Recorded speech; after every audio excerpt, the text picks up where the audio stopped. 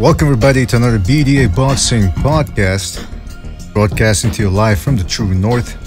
This is your host, Mr. BDA, with you, and alongside with me, as always, my co-host, King Bucho. King, are you there? Yeah, I'm here. Sensational. Guys, you know the drill. If you want to join us, send us an instant message via the email address that's on the top of your screen. Go to Google Hangouts and send us a message via that email, boxingdebate@hotmail.com. That's boxingdebate@hotmail.com. First time users, I will be requiring an email address. So let's get right down to it. Last night's episode, pretty good. Last evening, very good. I like how it flowed, you know. This sort of thing is always rather grim. But this one had a kind of splendor to it, don't you think? That's right. It had a certain je ne sais quoi, as they say in French. A certain I don't know what. Or if you want to talk in American, I don't know what the fuck. But anyway, we had a good show last evening. I want to thank everybody for joining us. Let's give a shout out to everybody that's in the chat room. Apology Man, Pavel, who's going under another name now. Jay Perez, Del Boy Boxing News, Michael Stott, Roddy Davis, Boxing Fairy Tale, Elias Tamisalo, Boxing Fairy Tale again, Reverse Lee. All right, so we got a little something going now. And the title of this video is about two certain long-reigning middleweight champs. And there's been a little bit of controversy regarding their reigns. We're talking, of course, of Bernard Hopkins versus Gennady Golovkin. We also want to talk a little bit about Eddie Hearn and his supposed or planned, conceived conspiracy to take over American boxing. And of course, I want to talk a little bit about the super welterweight tournament that's being put together by the World Series of Boxing, or World Super Series, I forget what they call it. But apparently there's some good names being signed already. So we're going to take a look at that. We're going to talk about that during the show. But yeah, I'm just looking here at trying to find the article with the names. I got my notes here. Other types of little things we can talk about. Also, I'm going to be posting tonight, we're going to be posting the special film analysis for those people who have donated to Patreon. Oh, I got it right, Patreon. I was going to say Patreon, but anyway. So anyway, we're going to be pulling that in, and we're going to start getting started on giving people the special content. And you know, you're not obligated to donate, obviously, to Patreon. It's just to help us out to reach that new evolution. And before we get started, and before Bucha starts screaming at me, don't forget to like, don't forget to subscribe. Don't forget to subscribe to BDA Live as well, where we're still going to be putting content over there. It's just that we moved here now. We're all over the place. What do you want from us? And just to show you that we're all over the place even more than you think, we might do a second Renaissance tomorrow. So there you go. I want to give a shout out to Iron Mike, Hakuna Matata, Immortal Boy, who says Triple G is trash. He beats bombs and you guys eat it all up, but he can't beat Canelo or Jacobs. Didn't he beat Jacobs? And did most people think he beat Canelo? Lil G is trash. Oh boy. So we got another one of those. Lil Boy, Immortal Boy, actually. If you want to come in and try to convince me or anybody else that might be coming here, feel free to give us a shout out on Google Hangouts. Send us an instant message and try to get on the show. But I mean, smells like a troll to me. I don't know. We already had one guy like you yesterday, man. So that's right. I mean, he's just going right away, right off the bat. Look at this. And he calls him Lil G. So I don't know, man. Would it be so too much of a stretch to say that this guy is probably a Deontay Wilder fan? And I pity you, as I would the village idiot. I mean, come on, man. Get it together. Anyway, we got Bucho. I want to start talking about this because we didn't get a chance to talk about it last night. But I don't know if you've heard about the super lightweight tournament that's being set up at the World Series of Super Boxing. I don't know who they have backing them up, but they're starting to make some things happen, man. They are already signed Regis Prograis. Of course, Prograis, you might remember, is the guy who knocked out Julius Indongo in 2 rounds not that long ago. He's already signed. He's 21-0 with 18 knockouts. He's going to be fighting in that series, and he might make, the winner can make up to $4 million, depending on who they fight. Josh Taylor, who is going to be fighting Victor Postol in June, might enter the tournament as well. Remember, Josh Taylor is undefeated. He looked very good in stopping the very tough and very awkward Miguel Vasquez. So if he enters it, for Grice, I don't think he's going to be the favorite anymore. On top of that, Relic, who just outboxed and outworked and manhandled Francis Barthélemy not that long ago, I think it was last month, he's also going to be fighting. Troivanovski, maybe the weakest of the bunch. He's 37. He's the one who got upset by Julius Indongo, but he's going to be in there. And then you have Ivek Varanchik, who just had a very good win over Peter Petrov. This guy's a puncher. He's tough. He's strong. Well, at least against Petrov, he showed that he was strong. I was watching some of his other fights. Not quite as impressive, but nonetheless a very strong guy. Then you have Yigit. He's the dark horse of the division. He's a Swedish southpaw, undefeated, 21-0 with only 7 knockouts. But I was watching some of his fights. He knows what he's doing, and so it stands to be a good fight. And then you have another guy named Martin.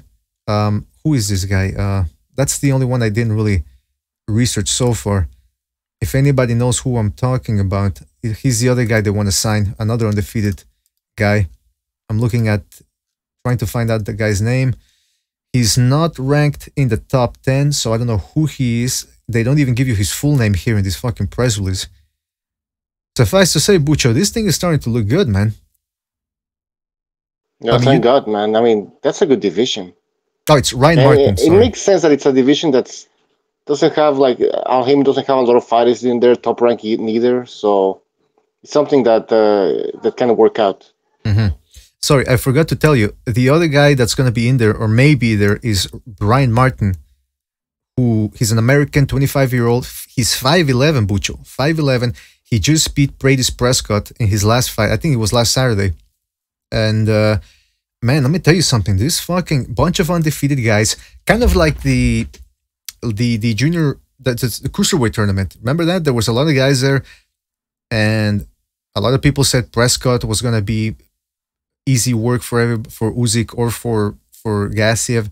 Dorticos were the dark horse, and they all ended up being tougher than expected. So the same thing could happen in this tournament. People maybe think some of the weaker names won't amount to much, but let me tell you, Prograis, Josh Taylor, Relic, Troivanovski, Baranchik, Yigit, Martin. I mean, whew, I'm looking forward to this one, man. Looking forward to that one at all. I mean, at all. I'm really looking forward to it. I don't know about you guys. You tell me, man.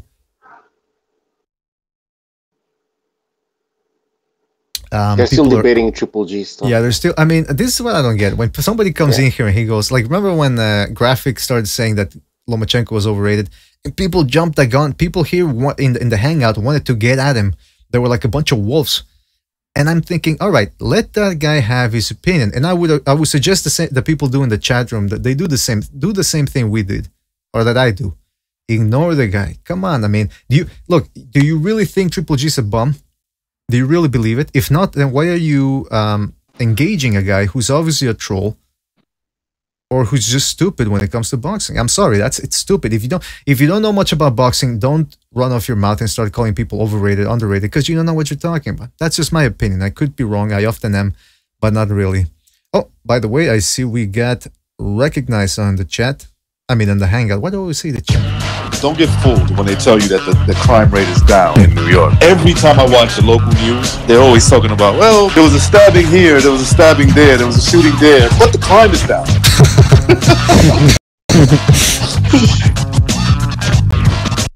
That's right. Recognized. Thanks for being on, man. ¿Cómo estás, señor?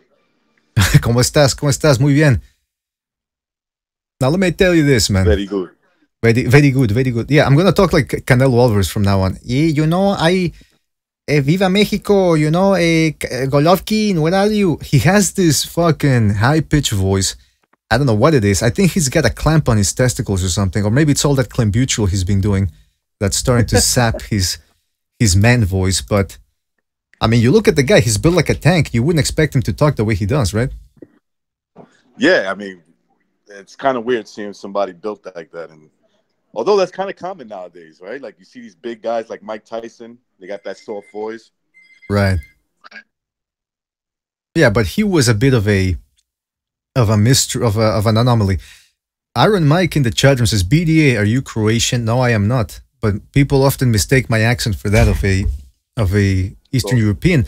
The thing is this, and this is what somebody told me recently, and I didn't know, which is that Eastern Europeans and Latinos actually use similar muscles when we speak. In other words, when I'm speaking in English, see if I say, hey, the speakers are on. Now, if I say it in Spanish, las bocinas están prendidas, you see a bit of a difference there? I'm not using certain guttural sounds. English comes from that Germanic sound. Anyway, the point is this. If I wanted to speak Russian, according to this person who told me this, I could pick up Russian and not have an accent. People would think that I'm Russian. So I understand why people think that I sound sometimes Eastern European. There's some sort of like a crossbreed there between accents because I've been living in Canada for so long. But anyway, speaking of Eastern Europeans, we got Pavel on the line as well. Pavel, are you there? Pavel? Yeah, thank you for having me. Hello, guys. No problem. Always good to have you on. By the way, why did you change your name, man? That name is basically my old code name from the agency. So, yeah, from the nostalgia purposes. Now, which agency are you referring to? CIA? Because I see the name says MK. Does that have something to do with MK Ultra? We used to work with CIA, but I cannot give you the exact name of my agency because that's confidential. Of course. I wouldn't dare to ask you about your past. But I also see is Polish intelligence. That's right. He's Polish intelligence. You gotta watch out. Those guys are known to bend the rules a little bit. If you catch my drift. Yes. Yeah, we have some CIA, secret CIA prisons in Poland. Actually, if you haven't heard of it. I heard of it. Yeah. I don't want to go there, but I heard of it. I want to go to Poland to visit, have a good time, not to be there against my will. If you have dollars, then you will be treated like a king, basically. So good for you. By the way, Ivan Chaburkis in the chat says, "This is true, BDA. I am Russian and I can speak Spanish with a small accent." There you go. So I'm being proven right here. I'm not talking out of my ass as I often do. Let's see if you understand what I'm saying. Go ahead. I understood amore, which has to probably like love, right? Amore, but I don't know what spoke Russian. Really? Yeah. Huh. Now let me ask you this. Can you say that again? Say go ahead and monestrat. Now what does that mean? At least I think I spoke Russian. Oh, you fucking! I thought you were being serious, man. I know it sounds good. Yeah, see, that's Russian right there, and it's gibberish. Yeah, it kind of sounds like Russian, yeah. Well, we got Apology Man on the line as well. That's what I'm gonna try to do with Apology Man when I'm working on more intros. I was just dancing when you should have never stopped that beat. I was dancing. All right, let me play it again a little bit.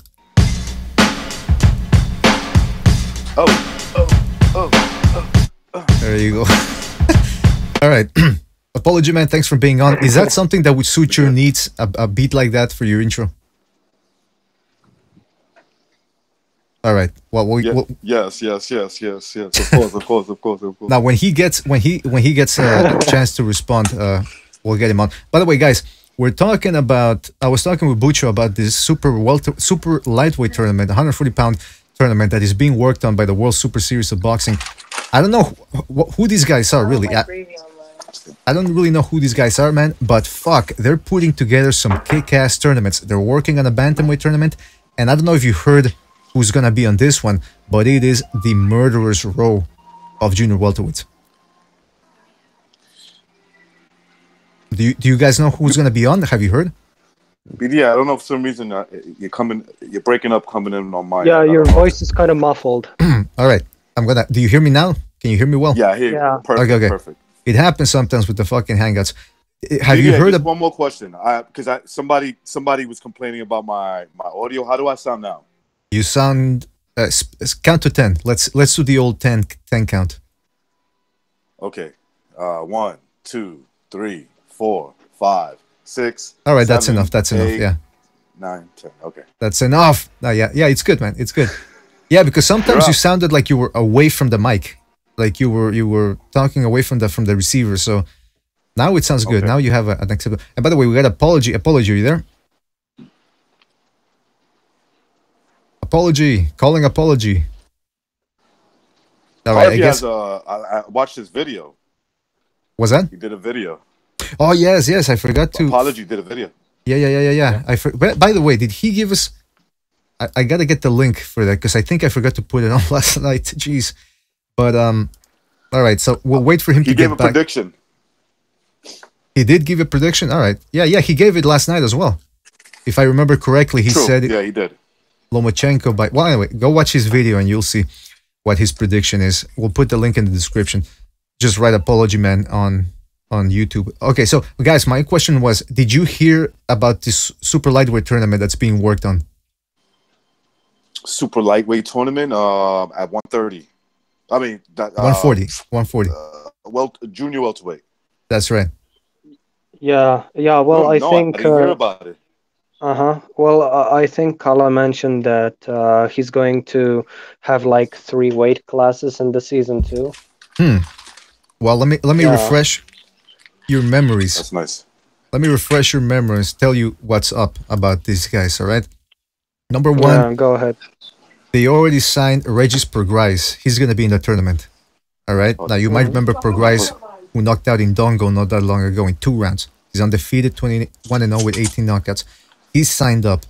Ryan Martin, who just won a decision over Prescott this last weekend, he says he's going to sign up as well, but he hasn't done it officially. Then they also want to sign Josh Taylor, provided he gets past Victor Postol this coming June. Then you have Relic, all right? Carol Relic, who took out Barthélemy. He's going to be in the tournament too. This guy's a beast against Barthélemy. I don't know if Barthélemy went down in level or if he got stronger, but... You're cutting off, man. Yeah. I'm cutting off. All right. You sound like apology today. No kidding. All right, let me see if I can shut some shit off here. How bad am I cutting off, by the way? Am I still cutting off now, or...? No, right now you sound good. Okay. I see the connection is fine, so... It might be something that's going to resolve itself as we go along. I shut off some shit. We're downloading porn. No, actually, it's finished. My porn. It finished downloading. All right. Oh, okay. Oh, nice. So, all right, I'll continue, and you guys interrupt if I start cutting off. But so we got, like I said, Prograis, Ryan Martin. They want to come. Prograis, I think he's in. Ryan Martin, who's undefeated, he's going to be coming in as well. Josh Taylor, they want to line him up in case, provided he beats Postol. Gabriel Relic, who's a beast, manhandled Barthélemy not that long ago. He's going to be in.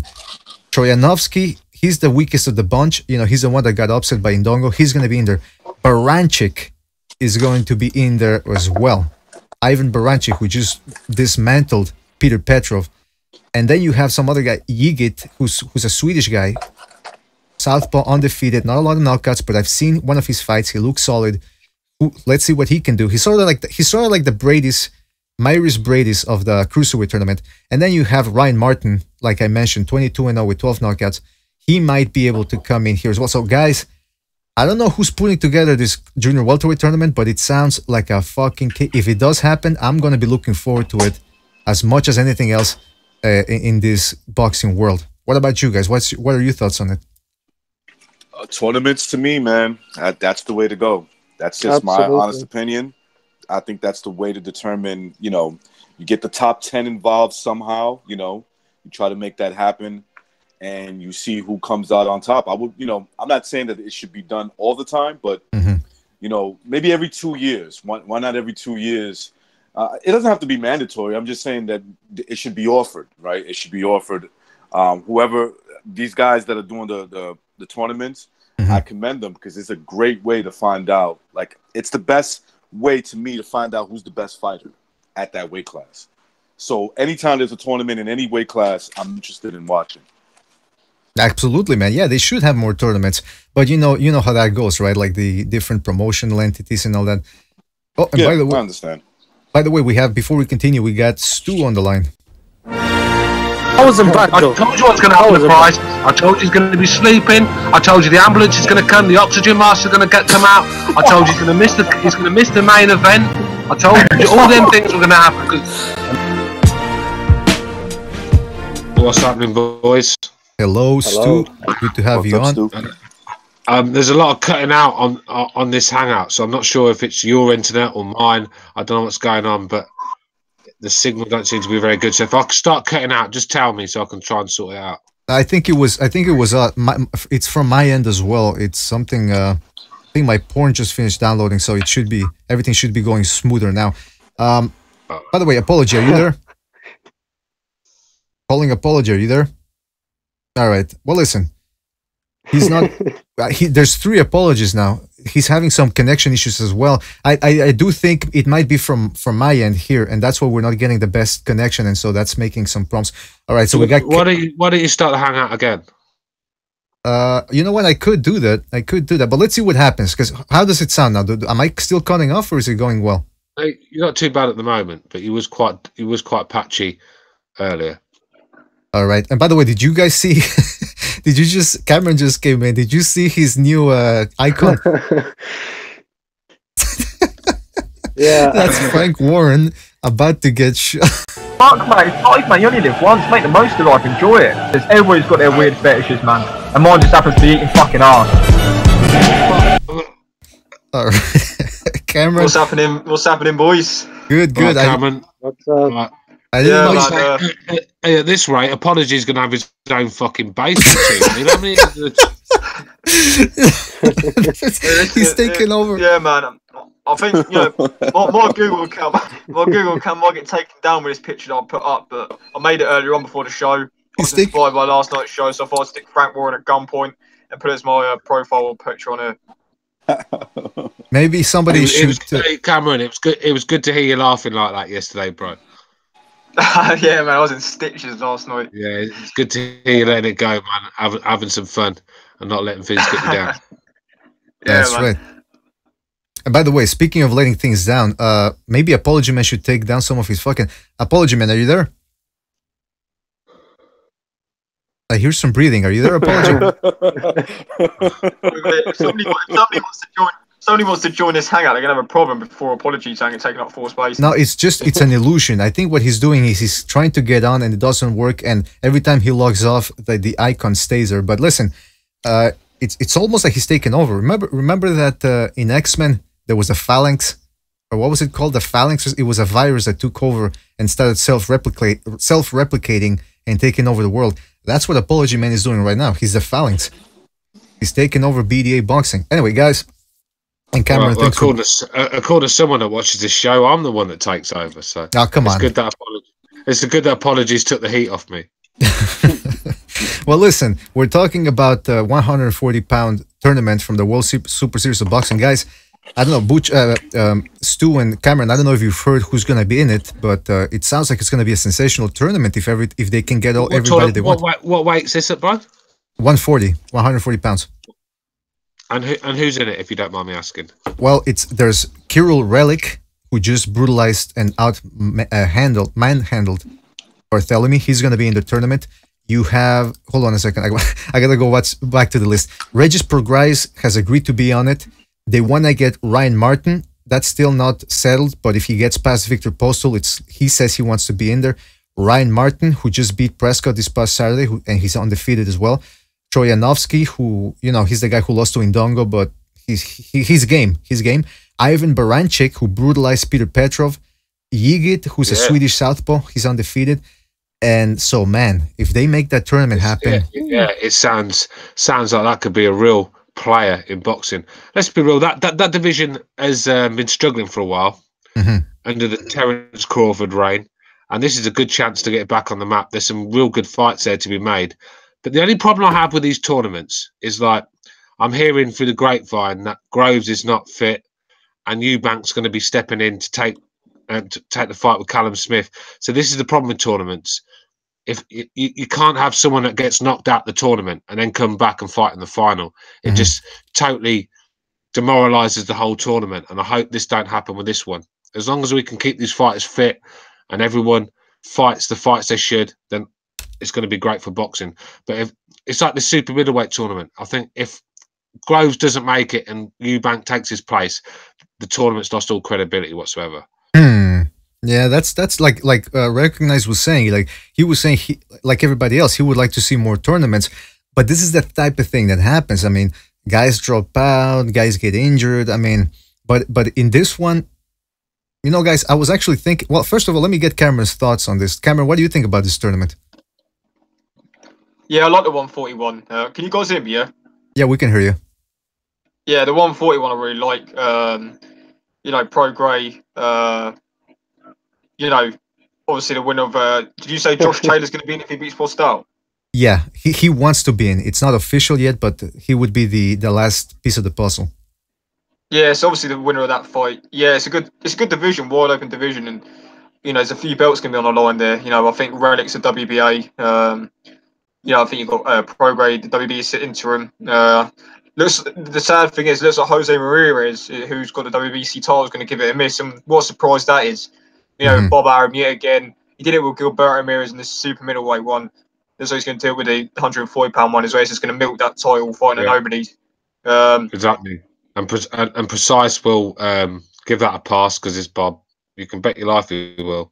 No, man, listen, there's a load of money on the table. Like, I'm sensing a bit of tension and disagreeing tension between Stu and Precise. I love Precise. I've been watching this guy many years. Like I said, when he was men take bubble baths. So years and years I've been watching this guy, and I rate the guy highly, and I've got a lot of time for him. But I have to call him out. I keep it real. I have to call him out when I don't agree with him. And there's certain things that he said about Bob. You know, like he gave Gilbert Ramirez a pass for missing that tournament. I just, you know. Yeah, and then like, you know, Bob Arum didn't put him in that tournament, and nobody cares about Gilbert Ramirez right now. He's not fighting anybody. Nobody cares about his fights. You know, fair enough. He had a good fight against Jesse Hart, but you know, come on. I mean, the guy's fighting nobody that people want to see him fight. You know, there's rumors that DeGale's going to be fighting Benavidez next. So, you know, Gilbert Ramirez is doing absolutely nothing. So, you know, he should have been in that tournament. The good thing about signing up for these tournaments is that you've got your future sealed. It's like you've got your next 3 fights if you win. Exactly. Arranged, so you can prepare yourself for these belts. You can look at your opponents ahead if you're confident, and you can really get yourself stuck in and prepare for these fights. And it gives you a big opportunity, and it gives you a big opportunity to make money as well and make a name. So it's an all-win situation. The problem is when we get to the final, we don't want guys that have already been bashed up stepping in for injuries, and you know. See, I don't like that. I don't like what that situation that's happening in super middleweight, where you got Eubanks who lost. Now he gets to step in because of some injury that happened to, or it seems that what's my boy's name? Groves. Groves is Groves is injured. Exactly. It looks like he's not going to be able to come in time. That's like, it's stupid to do something like that. A guy who lost, maybe. Yeah, the thing is, just wait. Like that. If you had somebody, just wait. Why don't you just wait? Like Hayden Ballou, like Tony Ballou waited for David Haye because he knew the money would make sense, and he waited, and that's what. Who's going to take this serious? Can you imagine if Eubanks wins? Right, he beats Callum Smith. Let's say he beats Callum Smith. Good chance, possible, right? Yeah. Hey, listen. At the end of the day, you're spot on. Recognise. At the end of the day, if Eubank pulls this off, this guy, it's like being knocked out of the, the Super Bowl playoffs and then being there at the end to hold the trophy. It just doesn't. You can't. Yeah. This is why boxing is so backwards, man. This is one of the reasons why people don't take. Besides us, right? We got it in our blood. Obviously, we'll follow boxing. Despite the corruption, despite whatever, but this is why other people don't take it serious, because this doesn't happen in other sports. It just don't happen that way. Come on. It's even worse, man. Is they can't even wait. Like Frank, like Sauerland, sorry, Frank Warren. That's because I'm looking at my pictures. Sauerlands, the Sauerlands are like you're saying. The Sauerlands were. Apologies, stop fucking interrupting me, man. I hear you. Apology, we finally hear you. Okay. The Sauerlands was obviously stitched Groves up here a bit because they were talking about they can't have this final take place any later than July or something because it can't take place after the new series starts, which the draw's in July. So this fight has to happen in July or something like that. So it's a lot of bullshit. That's a load of bollocks, bro. Because at the end of the day, why would the super middleweight fight clash with a 140 division fight or whatever it is? It's not going to clash. So the more fights, the better. We want to see the winners fight each other. We don't want to see a guy that's already been bashed around the ring for 12 rounds and totally humiliated. We don't want to see that. We want to see the two winners. Let's be real. Callum Smith. I mean, he couldn't have got an easier ride to this final if he'd have fucking bought this ride. I mean, he's fought bum after bum, and everyone's pulling out. So, at the end of the day, if he fights Eubank in the final and wins, you can't even give this guy any credit. It'll talk. You know what they'll be like as well. Like, if Eubank wins, they'll talk about how Eubank's the best super middleweight in the world because he won the tournament. And everything you never hear the last of it from him. You'll never hear not around me, though. Not around me, they won't be. Trust me, because that guy, like I said, he got clowned. He got clowned in there by George Groves. All right. Yeah, before we continue, you'll never hear the last of it from him. I don't want him to win. We got Apology Man on the line. Apology, I can see that your audio is sounding better and that you finally made it into the Hangout. I think we were having some internet problems. It was from our end, and we also got Precise Puncher on the line. Depending upon how you interpret the data. What's up with all the transvestites in Hollywood, though? Because if you're a postmodernist and you don't have any standards, you're always going to keep moving the goalpost, and you're never going to stick to your own standards because you don't have any standards. I gotta tell you, I'm starting to memorize these introductions. I know them by heart now. I don't even have to play the intro. I can just do it myself. Guys, thank you for being on the show. We're talking about tournaments and how they can be fucked up. They can go very well or very wrong. And this junior welterweight tournament sounds good, but now we're talking about Callum Smith. And what's the deal exactly? Can anybody fill me in? Because all I see is the headlines. What's going on between Callum Smith and what's his name, George Groves? Why is George Groves? What's happened is, obviously Groves got that shoulder injury, dislocated shoulder in the Eubank fight in February. Right. Someone's not on mute, man. I can hear birds, or someone's in a fucking bird sanctuary or something in the background. It's very soothing. It's very soothing. But anyway, go ahead. Yeah. So I was saying Groves is obviously got a dislocated shoulder in the Eubank fight in February. He had surgery on it. I think it was in February or early March. He said he'd be fit for the final when it was supposed to be in July.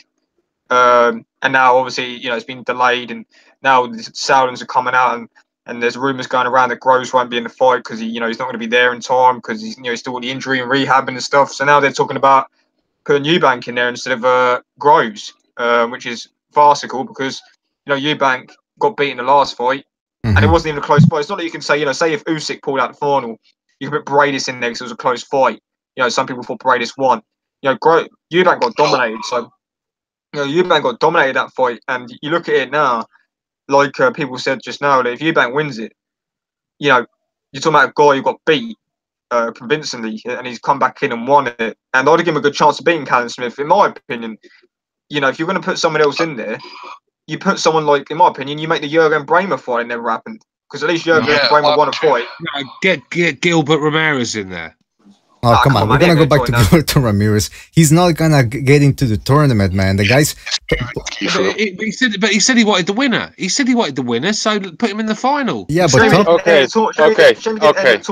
All right, let Precise reply. Let me defend myself because I see I'm being attacked here with strawman arguments. You're not being attacked. Hold on, Stu. Maybe for hours now. First of all, I don't understand this whole thing about liking promoters or disliking promoters. If that's how you view boxing, then that's on you. Don't project that shit on me. What I was trying to do, Stu, is explain to you how boxing politics work in this specific situation. Now, going into this tournament, Bob Arum had stated that he doesn't want to put his fighter in there because he believes it will be a failure. Now, what would be considered a failure? Perhaps a loser winning the tournament. Maybe. I don't know. So at the the ratings are going right now, Bob Arum was right, and it has nothing to do with me liking or disliking the fucking guy. I don't understand. I completely do not understand that argument. But what I was trying to explain to you, Stu, is that there's such a thing as boxing politics, and I don't think you're being fair by attacking Gilberto Ramirez, who didn't have a choice. You went after the fighter, and yeah, I stuck up for him because I didn't appreciate that. Now, what you have to understand about these tournaments is that, first and foremost, Bob Arum was right. The whole thing is looking like a fucking failure. Secondly, what I was right about is telling you that it's a domestic tournament that was designed for Chris Eubank Jr. to win the whole thing. And insofar as wherever we are at this point, that's what it looks like, doesn't it? So, and one last thing about the whole thing, Stu. It does look like that, but especially when fighters are turning down the chance to be in it. So the only guys that are turning up are the Brits. So yeah. No.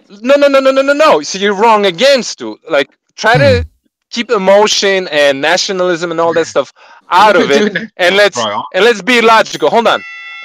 Jose Uzcategui volunteered to step in the final. Guess what? They're not going to do it. Why? Because the whole tournament was designed around Chris Eubank. Like, get that through your thick head, bro. That's what the tournament was designed for. And Bob Arum, being a slick old coon that he is, saw that from a mile away. Another thing, these tournaments are being televised. They don't even have a TV deal in the United States, bro. Bob Arum is working on a groundbreaking ESPN deal that could revolutionize boxing stateside. And yes, sorry, I know you think that Eddie Hearn is going to take over American boxing. Fine. What you have to understand is that Bob Arum has deals with networks and his fighters, and some obscure tournament in Europe or a great tournament that doesn't even have a TV deal in the United States, it's just not going to work out for the old man. That's all I'm saying, all I'm saying is that it's unfair to judge these fighters and say that they're scared or that they're whatever, man, because it's politics, bro. This isn't action figures on the playground, bro. This is a lot more complicated. And all I was trying to do, I wasn't giving Bob Arum a pass. I wasn't giving Gilberto Ramirez a pass. All I was trying to do is explain how the politics work, bro. I'm not emotionally involved in this shit. I just try to break it down. And insofar as things stand right now, it looks like I've been right about the whole goddamn tournament, down to who beats who. So do not misrepresent what I say, Stu. Please. Thank you. I took everything in you said, but like I said, I've explained this situation 100 times. I don't want to go through it again. I mean, yes, this tournament, this is my problem with these tournaments. I've said it. I weren't sitting there bigging up these tournaments, but one thing I do know, you're a big fan of the cruiserweight tournament, of Usyk and Gassiev final. You're a big fan of that fight. So these tournaments do work. My problem is, with these tournaments, like you said, they can flop at any time. Sorry about that. Sorry about that. It takes one fighter to pull out of a fight, and the tournament's fucking it's worthless. That's not what happened, bro. That's not what happened, bro. What happened is that they designed. Let me see if I can explain this to you again. I just hold on. Well, let me tell you. Hold on. Designed it to be. You don't think that? No, it was no. It was. Hold on, guys. Hold on. One at a time, please. One at a time, please. Guys. One at a time. One at a time. One at a time, please. One at a time. We can't be screaming over each other. It was designed for Chris Eubank Jr. to shine, and what's his face? Groves threw a monkey wrench in the whole thing. Okay, now. But why would a guy? Listen, why would a guy? Right? Listen, why would a guy who's a big player in George Groves' team, his promoter, Callum Sowland, who's spent a lot of time and a lot of money promoting George Groves, right? Make a tournament built around a guy that's not even with him in Chris Eubank Jr. I just don't get what you. Why would what? Why would what? Why would he build a tournament around a guy that he's not even with? He's not even with promotions. He just. Well, anything, you know why? What is it? ITV? Is it ITV? He's built ITV. Which one is it, Stu? Is it ITV? What's the TV network, Stu? You asked the question. I'm trying to answer it. You asked the question. I'm answering it. Cowland has got the deal with ITV. That's because Callum Smith was on ITV. George Groves was on ITV. So it wasn't just a Eubank thing. They were all these fights are on ITV. I mean, who's the biggest name in the tournament? Who had the most upside in the tournament? This tournament was built around George Groves, if you ask me. That's what I believe you've got. Bro, no, that's nonsense. If it were built around George Groves, they would have waited for his injury to heal. They're giving him an ultimatum, and they're bringing in the loser when there are other people lining up, like Uzcategui, who just came off an impressive win, perhaps a better win than anybody else in the damn tournament in their entire career. So why wouldn't they take a winner? Why would they go with a loser? And another thing that leads me to believe what I believe is because of the Bramer pullout. In other words, they paid the man, in my opinion, step aside money to get out the fucking way because he was gonna beat Callum Smith, and he had a very good chance of beating George Groves. The thing is precise, right? You know, these conspiracies you keep coming out with. You've got no proof that this happened. I mean, I could say, well, Manny Pacquiao threw the fight against Floyd Mayweather, threw it. But I've got no proof of it. I can make all these accusations up, but there's no proof. And you haven't. But that's exactly. But still, we're always speculating on stuff, and you were speculating on Bob Arum this, Bob Arum that. When you don't, you did. You did. Well, look. How are you going to judge the man when you don't even know what he's thinking? But you already had an opinion. You knew what was going on, and all that other stuff. The thing is, though, bro, this is where you go wrong. You're saying I'm judging Bob Arum, and I don't know how he's thinking, but you don't know how Kawa Sauerland's thinking. But you're sitting here telling me he's built the whole tournament around Chris Eubank Jr. So of course he did. So why are they bringing him back when he lost? Why was he the favorite going in against Groves when I told you all that it's a fucking joke to have him the favorite over George Groves, and George Groves is going to spank his ass. I don't know where we're going with this because I agree with you on that. I agree with you. It's a fucking joke. Obviously, the entire tournament was built around Chris Eubank Jr. That is painfully obvious. As soon as George Groves got injured, what did they say? We're going to bring Chris Eubank in. As soon as he got injured, they said that. And now they got people lining up, winners, undefeated fighters. Well, Uzcategui got that one loss to the Russian. But they got people lining up who have looked good, and they're going to go with the loser who has a very good chance, and I think will beat Callum Smith if that fight is to happen. So, of course, the whole tournament was built around Chris Eubank Jr. There's no doubt about it. And, you know, you can't sit there and say and judge these fighters for not being in a tournament when you don't know what kind of deal they were offered. You're completely disregarding the fact that they have that they perhaps have that they perhaps have exclusive TV deals stateside. Bob Arum is not just going to let the fighters that he's invested money into go fight in some tournament that's not televised in the United States. That makes no sense. You have to, if you want to get Bob Arum involved in this, you're gonna have to make the deal lucrative to Bob Arum. This is what these people, these promoters putting on these tournaments, that's what they need to understand. That's just the fact of life, and that's all I was trying to say. I'm not sticking up for Bob Arum. I was sticking up for Gilberto Ramirez because I in that tournament. But it's not everything is just, just because we as boxing fans want something to happen. Junior, who was fucking hot shit and was gonna do all these things, and he was gonna beat George Groves and all that other nonsense. He had a show's called, man. What was that? BDA show's called, man. The show's offline on YouTube, man. Oh, yeah, it fuck. Yeah, something went. All right, are we back on or? I don't know. Refresh the page. It's back on now. It's back on now. It's back. All right, I think the boxing gods are pretty shaken up by this Stu versus Precise debate. It's no Stu versus Precise. I mean, he can get personal, say about my thick head and that, but he knows damn well I ain't fucking thick. Yeah, first of all, those type of I think what's going on here, and I don't want to speak for Precise, but I'm just gonna try to cool the situation. I think what got him riled up a little bit was the fact that you said that he's a Bob Arum supporter and that he's biased. What? So it was? So, no, I didn't say Bob Arum. Fuck Bob Arum. I don't give a shit about Bob Arum. Just as I don't give a shit about Eddie Hearn. I don't give a fuck about any of these guys. I don't get Precise saying that Stu is talking in sort of nationalism and emotional and things like that. I don't see that, man. No, of course you don't. Yeah, that's your opinion. That's fine. But like, you know, save our grief. I'm joking. Come on, when you're saying that Eddie Hearn is going to take over America because he's picking up all the pussies. Listen, we can go back and look at the things. I don't think he said that, but he said. This is we can go back and look at all the things that you got wrong. But the fact is, bro, you could count them on the fucking fingers of one hand if you're lucky. What have I gotten wrong? I could count them on Danny Garcia's fucking 6 foot, 6 toe foot. That one, you know, the one where he's got 6. All right, hold on. Cameron is he's complaining in the chat room. He wants to say something. Go ahead, Cameron. What do you want to say? Go on, Cameron. Go on.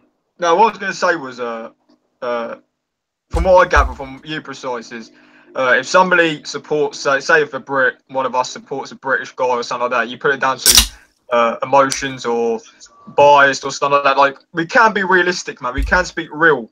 Just because we're supporting our guys and we're saying, you know, Eddie Hearn. I mean, I can't remember Stu saying Eddie Hearn's going to take over America, but even if he did say that, that doesn't have nothing to do with nationalism. It's nothing to do with nationalism, man. I mean, what if we? What does it have to do with? What does it have to do with it then? Of course, it's nationalism. No, it's not, man. I could say. What is it then? Okay, if I say Andy Joshua beats Deontay Wilder, does that mean it's nationalism? Does it? No, but you just said one of our guys. What is that? That's nationalism. Well, yeah, because he's from the same country, but just because we say that's called nationalism. We're not backing the guy because of the same. Yeah, but to me, nationalism is not a bad thing. So I'm not saying it is. It just has no virtue. That's all. No, but we don't need to go there. Look, it is. Listen, you've sit here and heard me fucking talk about British fighters that I don't rate. Talk about British fighters that are going to get beat. So I'm not. I'm straight down the middle. I'm not a nationalist. I wasn't sitting there going, David Price is going to knock out the Russian. Watch his space. You're a realist, but you'd be happy had that happen. You would be happy had that happen. I wouldn't have. Yeah, right. No, I wouldn't have. Why would I? Don't listen. It don't bother to me. What David Price for me is not. He shouldn't even be fighting. So why would I even care if he? I said to you, Who's garbage truck in the background? Look at my intro. That's about David Price. I told you what was going to happen. The ambulance was going to come. The gas masks were going to come out. He was going to miss the main event. Well, all that is irrelevant. The reason why I brought up nationalism is because you seem to think in those terms. When I say something positive or I try to defend the Bob Arum fighter, all of a sudden, like, I have something for Bob Arum. So in my eyes, when you say that, that means that's where you're coming from. So then I bounce it back at you saying, well, if obviously this is your frame of mind, frame of reference, this is where you're coming from. You're a nationalistic kind of a guy. When you're sticking up for a fighter, it definitely has to do with the fact that something outside of boxing, right? In that case, nationalism. But that's not even the point. Come on, that's not even the point, man. Hold on. I want to hear what apology. Apology. What did you say? I didn't hear it. We should say that for the second Renaissance, like nationalism. All right, and stuff. Let's hear from Recognize. Recognize. Have you been listening to this debate? And you're a cool-headed veteran. What are your thoughts on this? All right, I think he's busy either cooking or taking a shower while he listens to the show. Oh shit! Both guys have a point. There you go. They have their own point. I recognize always shooting straight down the middle, man. I have no nationalism. I'll be honest. Not when it comes to boxing. I'm sorry. I just look. The last guy that tried to play that whole fucking fanboy thing, shit, you know, ran with his tail between his legs. Got run off the podcast. Instead of coming back like a man saying, "No, you're not a Povetkin fanboy. You were just right, precise." You know what I mean? So I do not appreciate being called a fanboy or when people try to make this shit personal. I don't appreciate that because I always call it down the goddamn middle. I try to anyway, and it just so fucking happens that I'm right all the goddamn time. All right, if you can't respect that, and you know, you gotta make it personal. That's whack as fuck, man. Because the last guy that make that shit personal is still nowhere to be fucking seen. So you know, was that directed at me? No, that was directed at Hamed. Listen, saying I'm a. His name cannot be said. Man. I stick my neck out there when most people out there don't know dick about a certain situation and they just go with the flow. I stick my neck out there and I speak the truth because I know what the truth is and I take heat, right? But then when it comes out that I'm right, all those people that call me a fanboy keep their fucking mouth shut instead of saying, you know what, precise. You're right. I was wrong. Okay, first of all, I'm gonna please ask you to lower your voice, and I'm gonna ask you, like, you know, you've been around a long time, longer than Butch and myself. He's chopped off, man. He's chopped off. Oh shit. Well, calm, precise. Well, I was gonna ask him. Man. Well, I'm gonna wait for him to come back. And by the way, Cameron, when two guys are having this type of, I don't remember. Listen, for me to say that he likes Bob, for me to say he likes Bob Arum, right? That's not saying he's a fanboy or anything like that. I've had nothing but respect for this guy. Okay. What was the question, bro? Oh yeah, my question for precise. Okay, my question for you was just trying to be fair here. You've been around a long time. You've taken a lot of shit from people, and I think you've grown accustomed to letting it slide off your shoulders. So why not let this one go? Because people call you a racist and you don't care. Because look, I'm not on here, and I respect Stu, and I'm not on here. I'm not on the podcast to say anything. And you know, even though I was fucking right, the tournament is bullshit. It's turned into nothing. It's a big fucking failure. You know, he's still on there talking about precise Bob Arum. I just look. I don't appreciate that. Okay, no, it's no big thing, man. What are you fucking going on about it for? It's no big thing. I was just mentioning it, right? There's times when you say loads of things about people, they let it slide, bro. You've got to stop getting so emotional about things. At the end of the day, right? I've got an opinion, and if you think you're going to change it, you're fucking horribly wrong. Because you know me, I don't back down to any man. But address me when I'm on the podcast. Don't talk about me when I'm not on there. Ha ha ha. Precise. Like, come on, man. No, okay. He didn't say ha ha ha. It's a little joke, man. Like I said, I'll tell you to your face. You know I will. You're here now, and I'll tell you the same. I'm no fucking coward, bro. Exactly. You know that. You know listen, that. I understand fucking what joke, man. I understand what happened here. I understand precise, but I think this is my opinion. I think you're taking it a little bit too. There wasn't as much heat in what Stu said. It's not like he was sniping from the chat room, you know, attacking you or talking shit or mocking you. He was just saying, but I understand your point. It was a little fucking playful little dig that I thought a guy that I can't. Yeah, but when I come back at you, it's a problem. You can make a dig, but when I come back at you, this is what getting fucking personal, calling me thick and everything. When you know damn fucking well I ain't thick. So that's the. I didn't call. When did I call you thick? I think you said thick-headed. You said thick-headed. No, I didn't. You know, yes, you did, bro. I'll go back and watch the video. What video? What video are you talking about? From last night or? No, the video of this show. He said, "Getting your thick head." He said to me. Right. Okay. But he didn't call you fat. I thought that's what you were offended by. No, I thought you were offended. He called you a fat. I've not been offended by what he said to me because a lot of the things he said was spot on. I was agreeing with something, but he was getting emotional about stuff that wasn't really. You guys have your issue. You guys have your issue. I have my issue with Cameron. Cameron, when you get a good debate like this and you have your own channel, you're going to have to do the same thing. When you get two people in a heated debate like this, you can't expect to just want to jump in and add your 2 cents. You're misinterpreting what I was saying, man. What I was saying was, and this is true, man, I'm not talking about this show. When Precise comes on, it becomes a Precise show. You can't get a word in. That's what I was saying, man. Not just talking about this show. That's listen, people say that Stu takes over now. Other people are saying Precise take over. Other people say Hamed took over. Like this, always complaints. That's what I've learned from this fucking show, man. Look, Cameron. You sit on the show for 4 fucking hours, and you guys are all yelling over each other. I hop in for like a half hour here and there on certain select shows. Excuse the fuck out of me for like hogging the mic for a little bit before I bounce the fuck out. Maybe you could chill for a second and like let me yap a little bit before I'm gone. You know what I mean? You're the one getting emotional, bro. Just chill out of it. No, I wouldn't say. Well, why make it personal? Why are you making it personal, Cameron? You're not 45 years old, right? I mean, you can't take a joke, bro. That's why are you making it personal, bro? Why you gotta make it personal? Did I get to you? Come on, man. It's a podcast, man. Then why are you making it personal, bro? Let me get this. Why are you talking about me, bro? Hold on. Let me get this in here. Let me get this in. You're here now. I can say what I want to. All right, listen. I'll just say this. In terms of when people talk over each other, this ain't a phone call conversation. Hangouts is a very limited medium so far. It takes ages for them to make changes to it. And people who've never been on Hangouts, maybe you don't understand out there in the chat room, but sometimes we can't hear each other very well. There's a bit of a delay. In certain cases, there's more of a delay. So people talk over each other. Second of all, I like to think that we're all friends here. That's what I like to think. Hold on, Stu, let me finish, please. Please let me finish. Just let me finish real quick. Let me finish real quick. I like to think that we're all friends. Now, here's what happens when you get together with friends. Some are more talkative than others.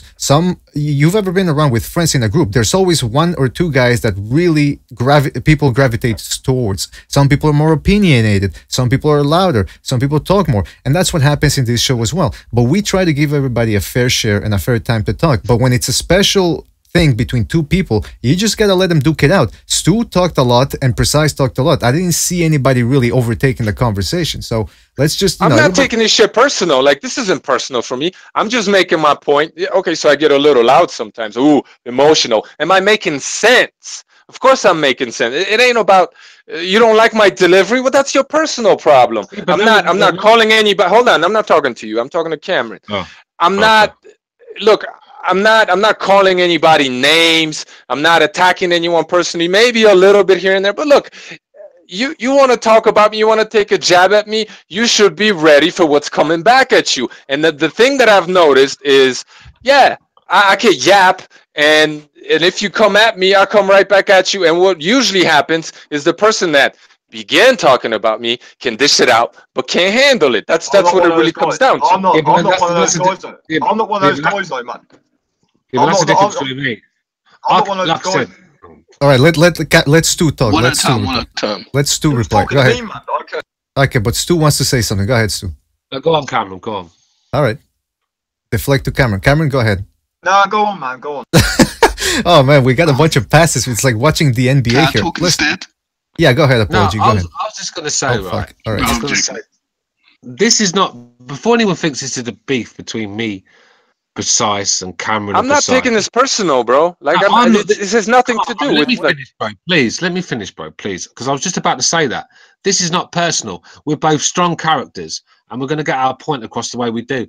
I respect Precise, so I can handle a bit of criticism of. And someone I don't respect is going to get the full barrel. But I respect this guy, and I've always watched him for years, and I know he doesn't like people disagreeing with him. I'll give you that. He's a very smart man. He's very knowledgeable. He doesn't like people disagreeing with him, and he can get emotional. But everyone's got an opinion, bro. I was only having a little playful dig with a guy that I thought was a friend of mine in the hangout, right? So don't take nothing personal, because you've had digs at me before, and I've took it on the chin. Yeah, so, I know, and I feel the same way about you, Stu. And I came back at you with a little bit of a dig, but then and it's all cool, but bro. then right, but then other people jump in and they like. I don't know. They make something out of it that it isn't. It's just a fucking boxing debate. Man, you're the worst for that, man. You're the worst for that, making something out of nothing. Cameron, I would really appreciate if you stopped attacking me personally. You know what I mean? You've been doing it for a while. No, man. You're overreacting, man. You're overreacting. There you go. Listen, man, man. You can say what you want to me, man. You can call me anything, man. I don't bother, man. I'll let it slide. I don't care, Cameron. I don't care about you, who you are, or what you do. Why'd you take it serious? Why'd you take it in an emotional way? Where I say, if you don't care, let it slide, but man. Cameron, everything is emotional for you. Everything's emotional. Look, come on, man. You're 4 years old, man. You're 4 years old, but you don't. Why are you attacking me personally, bro? Talk about boxing. All right, but hold on, Precise. To be fair, if you don't like my delivery or the way I talk, but that's not my problem. Yeah, okay, but Precise, you got a little heated yourself there. No. You insulted him a little bit. You got a little out of order yourself. Is there something wrong with like talking fast and 90 miles a minute and raising your voice? Something wrong with that? You did say you misinterpret a lot of things, man. That's the problem. You misinterpret a lot of things people say, and you take it the wrong way, and you get emotional, and you make something out of nothing. That's what I'm saying, man.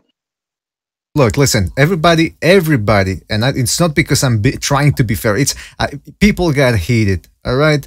There were some little digs thrown both ways. I don't know if that's maybe a rhetorical device, a little window or verbal window dressing, but whatever it was, there were digs being thrown. People did get a little bit riled up. Come on, the voices don't lie.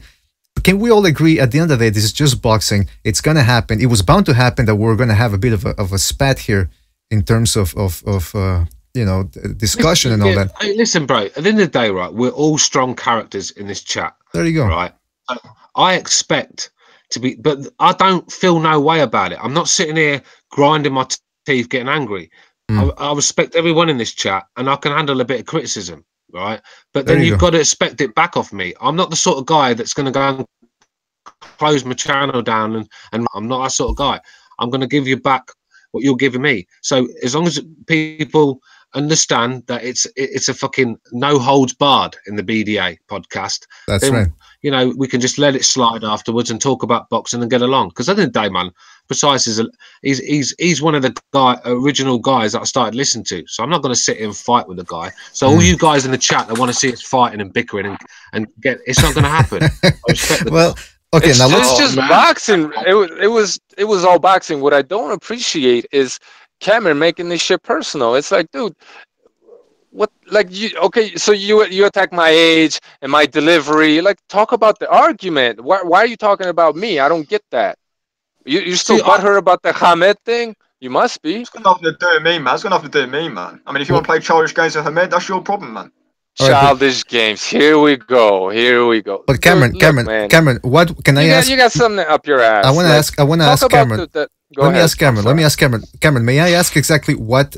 Because obviously you something got to you here, because this was between Precise and Stu. Like, what bothered you here, or what's bothering you, if anything, about Precise right now, or about what happened earlier? No, man, nothing bothering me. That's a podcast, man. Nothing's bothering me about this, man. Like I said, man, it's, you know, it was something made out of nothing, and we're here, you know, spending our time talking about, this is what I see anyway, sitting here trying to talk boxing, and some little dick man is telling us a big thing, and we're starting listening to it, man.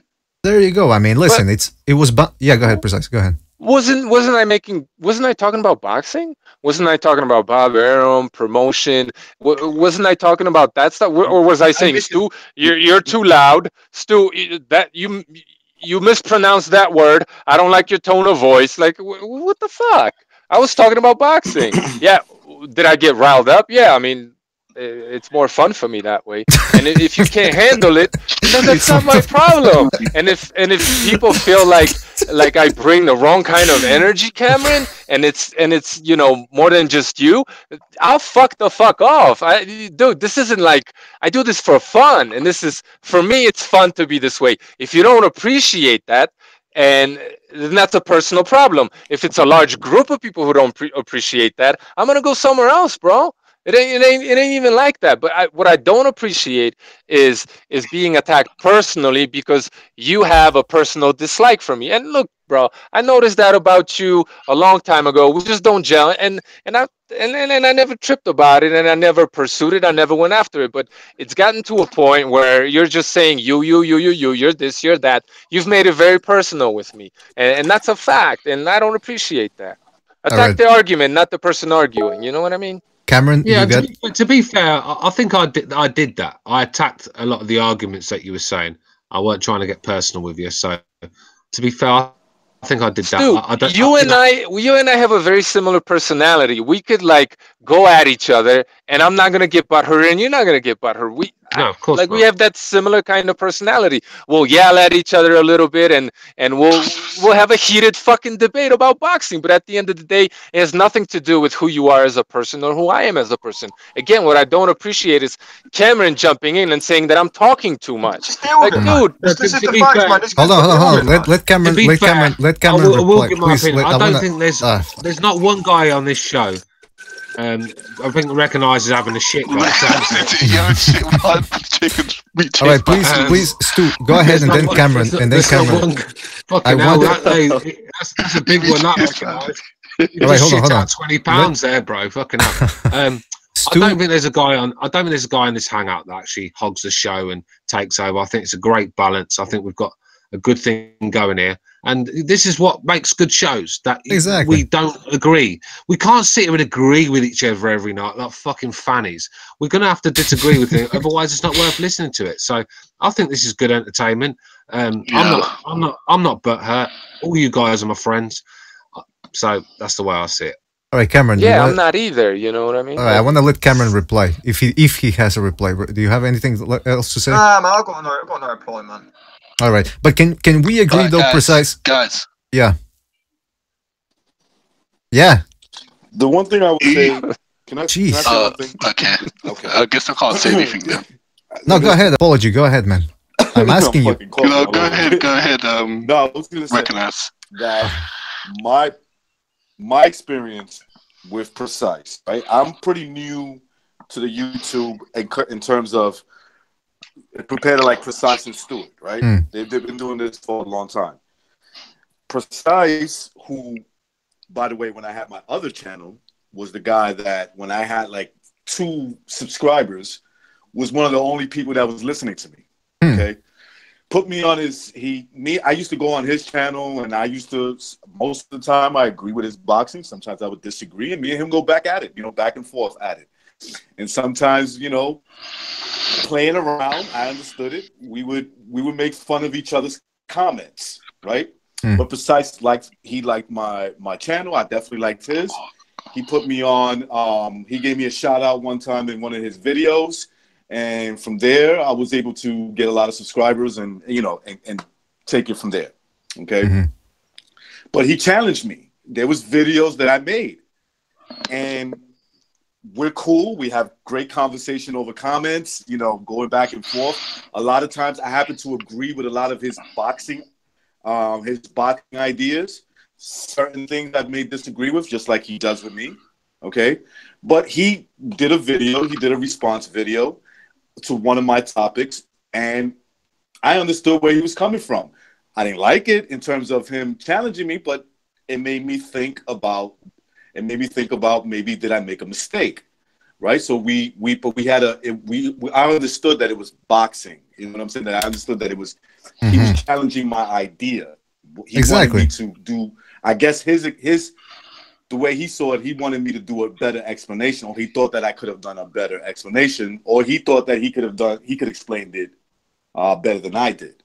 You understand what I'm saying? So, but it wasn't personal. It wasn't personal. It's just, I think that's how Precise, that's how he enjoys boxing. That's how he loves boxing, is to challenge ideas. Like, okay, why do you feel that way? Not saying you're right or wrong, but why do you feel that way? It's like barbershop talk, man.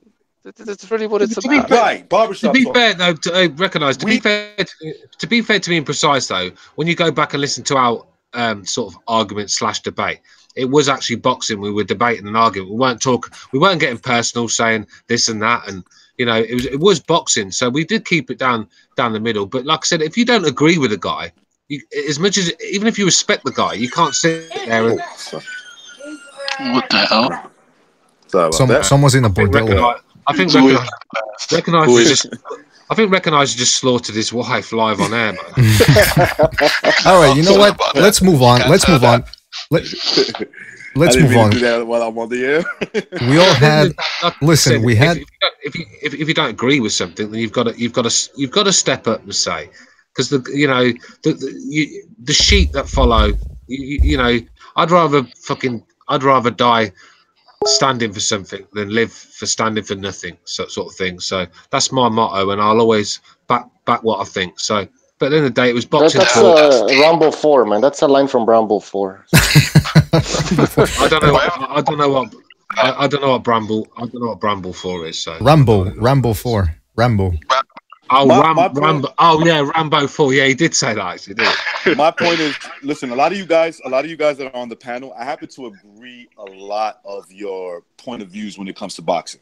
Okay, and even when we talk about other topics off boxing, there's a lot of point of views that we agree with. Every once in a while, we're gonna go through a situation in the topic we're talking about, boxing, that we sort of disagree with. And my experience doing YouTube videos, there are some people that are fucking childish as all hell. They'll come up with 100 different names to troll your channel and dislike it, and that's fine. I don't care. I don't care about stuff like that. The people that I interact with, I really don't expect to agree with them 100%. Now, I will say that most of the time, when it comes to like precise. I agree with about 95% of what he has to say because it's the same way I view boxing. It's one of the reasons why I liked his channel. And he's challenged me, and I used to challenge him when I used to do comments, when I was just doing comments on his videos, you know, and it was a little bit back and forth. And he's like, nah, bro, you know, you're biased. And I'll be like, yeah, you're biased. He did a video one time called Old School versus the New School. And I disagreed with him with just about everything. In time, I kind of saw what he was talking about, you know, but that's part of boxing. You know what I'm saying? That's part of, we all going to have different opinions. Who I think is going to win today, or who I think is the best promoter, or who I think is the best fighter might be different tomorrow. And we might actually agree. Absolutely. We might actually agree. All right. So, like, sorry, go ahead. Go ahead. I think right now, in my opinion, there's certain fighters that I like, that I enjoy more than others. On this panel, we might agree or we might disagree.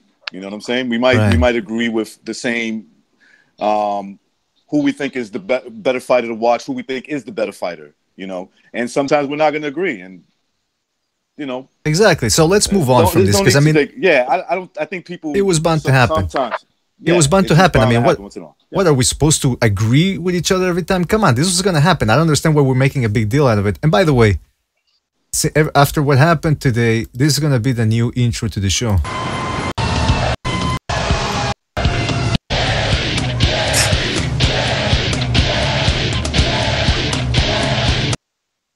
Jerry Springer show. Listen, Mighty Claire. Where's that from? It was from Jerry Springer. Mighty Claire has a good point. Yeah, so recognized it. Mighty Claire says, sounds like you've been snowflaking. That's right. Let's stop acting like a bunch of snowflakes. Let's talk some boxing. And speaking of which, I often am the mediator here. If somebody says something that I disagree with, most of the time I'll just let it roll off, and I won't address it because I want to move on to other things. But here we're going to get into something. I'm going to redirect the energy, the negative energy. That? I don't know. Somebody's That's not me making chocolate milk. Somebody's in a wheelbarrow. Somebody's in a wheelbarrow. I'm gonna introduce a topic that's gonna attract a lot of the negative energy towards me. So I don't know if you guys heard, but now that Triple G supposedly matched, well, he did match the 20 title defenses of Bernard Hopkins, and Abel Sanchez says that Golovkin would beat Hopkins and that the difference would be the punching power. I'm not entirely sure about whose reign is better. And I think I know most of you guys think that Golovkin's win, or maybe I'm assuming, I don't know. But let's start with apology. You haven't talked much. Do you think Golovkin's middleweight reign is better than Hopkins'? Yes, because Hopkins' best wins against two welterweights. And compared to Triple G's against, you know, actual middleweights, actually defending his title against middleweights. So, plus Hopkins also defending his IBF belt against IBF ranked contenders, while Triple G faced top 10 ranked in the world. So Hopkins fought like John David Jackson, that guy from Africa, I forgot his name. They were all ranked in the IBF, while Triple G fought guys ranked in the top 10 middleweight in the world. So yeah, that's my opinion. All right, so let me just address something that you said. You said, I agree with everything you said except the thing about Hopkins' two biggest wins being against welterweights. You're partly right, but I'll tell you where I think you're wrong. Trinidad, prior to the De La Hoya fight, was having trouble making welterweight. He wanted to move up, but the only reason why he stayed was because he wanted the De La Hoya fight. All right, so now we move on to whether Trinidad was a true middleweight or not. I do think he was a small middleweight. He was more of a natural junior welterweight. But then again, the junior middleweight. Junior middleweight's a relatively new division. Now you put Trinidad, he stepped up and he beat the shit out of the number 2 guy in the division, Willem Joppy. That's a number 2 guy. So when people say, well, Trinidad really didn't belong at middleweight, he beat the number 2 guy in 5 rounds. I mean, that to me, yes, he wasn't a big middleweight, and I do think maybe the size advantage played a bit of a factor with Hopkins against Trinidad. But that being said, it's not like Hopkins manhandled Trinidad. It's not like he walked him down. He outboxed him, jabbed the shit out of him. So I think that Trinidad win, let's put it into perspective. It's not like he beat a lightweight, all right? That's just my opinion. Yeah, that's good. I mean, it's not a bad win. I wouldn't disagree with that. Bernard Hopkins landed about 50 headbutts in that fight, bro. By the end of the night, Trinidad had a big old lump in the middle of his fucking forehead because Bernard would throw the right hand and jump in with his head. And another thing is they fucked up Trinidad's hand wraps going into that fight. But as far as like on paper, the quality of fighters that they fought, I think the reigns are very comparable. Where I have a problem with Bernard Hopkins is all the cheating and all the dirty shit. And but if you're cool with that, then you're cool with that, you know. So besides what happened to the hand wraps? Bernard Hopkins, one of the dirtiest fighters ever to grace a boxing ring. Disgraceful with his head. Yeah. I mean, steroided it to the max. I mean, stunk the joint out time after time. You know, this guy, it's just horrible. But at the end of the day, you have to keep it real. When you look at his resume, there's not much better in boxing. I mean, the guy's got some fucking great names. I know when you look at the situations, Trinidad was a welterweight, and so on, and Tony. Did he fight James Toney? No, he never fought him. No, he didn't. I'm thinking of Roy Jones. Sorry. A lot of his wins were when fighters weren't at their best. But this guy's got a tremendous resume. You got, De La Hoya, Trinidad, Calzaghe, Roy Jones. The list goes on. So you have to give him credit for that. I give Bernard Hopkins credit. My personal takeaway from the comparison. Can you guys hear me? Yeah, we can hear you. Yeah. Okay, cool. Because I felt like I was breaking up. My personal takeaway from Bernard Hopkins' reign versus, Gennady Golovkin, I agree with. I think it was Precise that said it's very comparable, right? We're talking just middleweight. We're just talking middleweight. I sort of agree. I mainly agree with that, but I think Bernard Hopkins fought in a weaker middleweight era. And when he did have a star, sort of say in the same weight class as him at that time, Roy Jones Jr., he lost. Now, there's nothing wrong with losing to a guy who turned out to be an all-time great. However, we're talking about who was the most dominant from the beginning to the end. So to me, that's easy. That's Golovkin. This is my opinion. And I think if they would have fought, personally, this is, again, just my opinion, fantasy matchup, he would have beat Bernard Hopkins up, and I think he would have even stopped him because the style would have been all wrong for him. I don't think he would have been able to cheat, with the headbutts. I think if you look, Golovkin has never been manhandled on the inside. That's for a reason. That is for a reason. That's because of his the skills that he brings, and that's what Bernard Hopkins would have needed, and he would have got. I think he would have lost. Agreed. That's just my personal. That's just but to answer apology, because he asked me, "What about the hand wraps?" Trinidad was doing exactly the same thing that Canelo does. He was stacking his hand wraps. So when it got to the B-Hop fight,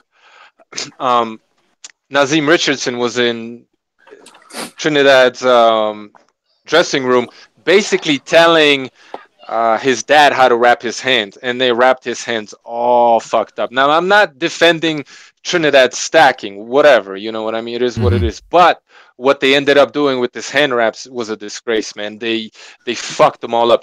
If you watch Tito's hands at the end of the fight when he takes his gloves off and you look at his wraps, you'll get your answer right there. It was all fucked up. And if you wanna compare that to Triple G didn't have these kinds of advantages, right? Because the commission didn't stick up for him. He wasn't the A side the way B-Hop was the A side, even though he wasn't as popular.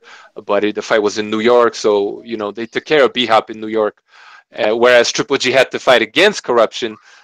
B-Hop being an American fighter, fighting in America, he had the corruption in his favor, and I think that's very important when comparing achievement. Well, I'm gonna reply. Do you wrestling? Sorry. No, go ahead, Apology. Go ahead. Do you know if GGG just like wrestling because his inside work is like really good, and he does allow the opponent to hold him at all? Yeah, that's my. He does wrestling or Kazakh Sambo wrestling and stuff like that. He's definitely has some wrestling background, wrestling fundamentals. My brother's a wrestler, and we were looking at Triple G, and he was like, "Look, That guy obviously did some basic wrestling. He knows some basic wrestling skills. And that's what makes him hard to attack on the inside. That's why I think stylistically, and again, this is just fantasy, you know, we'll never find out. That will never happen. We'll never find out who would have won in their prime for prime. But I just think that Golovkin's style was all wrong. You know, that cliche, it's all wrong for Hopkins. I just wanted to mention something about the Trinidad situation, because I remember that extremely well, man. That fight was supposed to take place on September. I even know the dates. September 15th. Okay. Okay. Let me explain something to you guys. Okay. So September 15th, 2001. What happened earlier that week? We had 9/11. I thought you were going to say the Yankees lost, but anyway, go ahead. Well, the Yankees did lose. They ended up losing the World Series, and that was fucked up too. But it is what it is. But so the fight was supposed to take place September 15th. Now, when the whole 9/11 happened, after it happened, the fight got postponed to 2 weeks later. Where Trinidad, for whatever reason, couldn't go back to Puerto Rico, or he made a choice not to go back to Puerto Rico. Yeah. Okay, so he stayed. He was ready. He was ready to go. He did his full training. He was ready to go, not making any excuses, right? Because I do think that was an excellent performance on Bernard Hopkins' part. But he stayed in New York for like 2 weeks. He has family out here. He was like staying in hotels. Obviously, he's got the money to afford it. He was staying like in the Marriotts and stuff like that. And he didn't get his full. He wasn't able to go back and spar with the right people he was sparring with. This I know personally because at that time I was around the gyms. I was always in the gyms, and I knew who was sparring who. And Trinidad was having a hard time finding guys to spar with. I didn't know that. That's interesting. He didn't go back, and I think the whole glove situation, what Precise brought up, not to say that there was always rumors that he might have been loading his gloves or stacking his gloves, right?